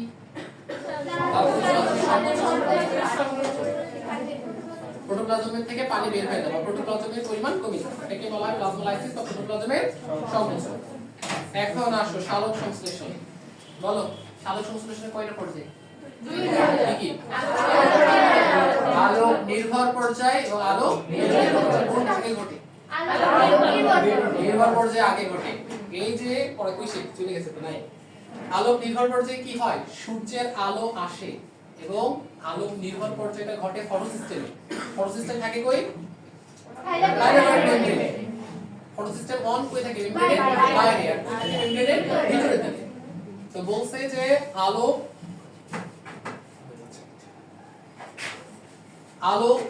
নির্ভর পর্যায় যেটা, এটা ঘটে থাইলাকয়েড মেমব্রেনে। আর নিরপেক্ষ পর্যায় স্ট্রোমাতে, ক্লোরোপ্লাস্টের স্ট্রোমাতে। আলোক নির্ভর পর্যায়ে তৈরি হয় আত্তীকরণ শক্তি, এটিপি আর এনএডিপিএস প্লাস এইচ প্লাস। আর আলোক নিরপেক্ষ যে পর্যায়ে আছে বা অন্ধকার পর্যায়ে, সেইখানে মূলত গ্লুকোজ তৈরি হয়। কোন জায়গা থেকে? এটা কার্বন থেকে। কার্বন বিজারিত হয়ে গ্লুকোজ তৈরি হয়। আর এই কার্বন বিজারিত হইতে কোন শক্তি কাজে লাগে? সব পারো। এখন বলো সালোক সংশ্লেষণের জন্য কোন কোন উপাদান দরকার? কার্বন ডাই অক্সাইড, পানি, সূর্যের আলো, ক্লোরোফিল উৎপন্ন হয়। যারা সমঙ্গ দেখি বা থ্যালয়েড, ঠিক আছে, তাদের ক্ষেত্রে ক্লোরোপ্লাস্ট থাকে সমঙ্গ দেখি। আর যারা উন্নত শ্রেণীর, এই তোমার আমার মতো মানে উদ্ভিদ, তাদের সবুজ যে অঙ্গগুলো থাকে যেমন পাতা এবং কচি কাণ্ড, এই সকল জায়গায় থাকে ক্লোরোপ্লাস্ট, ঠিক আছে। চেনার উপায় হচ্ছে সবুজ কালার। ক্যারোটিনের কালার কেমন? কমলা। জ্যান্থোফিল হলুদ। ক্লোরোফিল বি নীল। ক্লোরোফিল এ বিক্রিয়ার কেন্দ্রে কোনটা থাকে? Chlorophyll A. আর বাকি পিগমেন্টগুলোকে বলা হয় সহকারী, ওরা আলো শোষণ করে। আচ্ছা এখন বলো আর কি বলবো?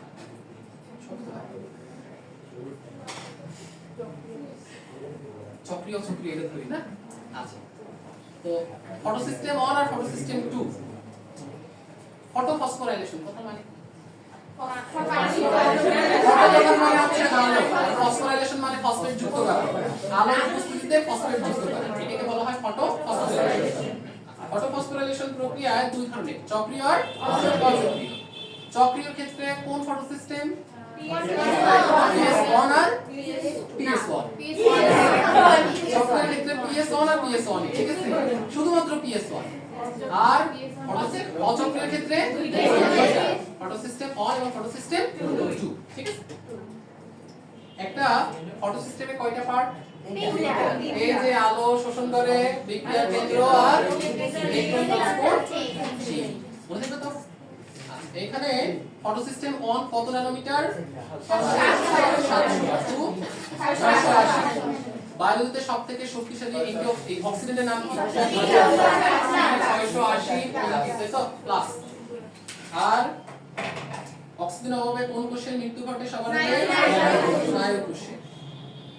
এখন ফটোসিস্টেম 1 2 এগুলো পারবা, এটা নিয়ে আছে। এখানে মেইন কোশ্চেন যেটা, ফটোসিস্টেম 1 এ যে ইলেকট্রনের ঘাটতি হয় সেটা কি পূরণ করতে হবে?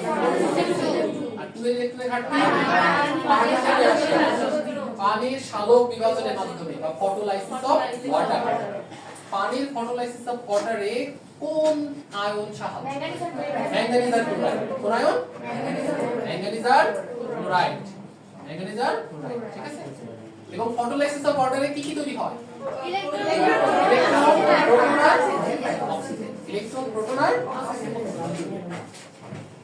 আর কি কিছু আছে রে? এইবার বলো ইলেকট্রন ট্রান্সপোর্ট চেইনের বাহক কে কে? থিওফাইটিন,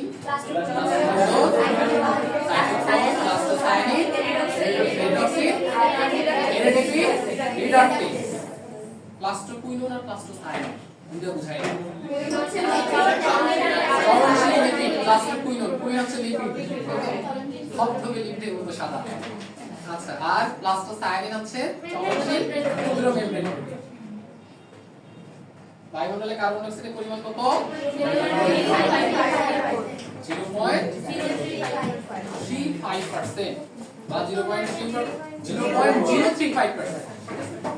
ঠিক আছে আমরা ভালো থাকবো।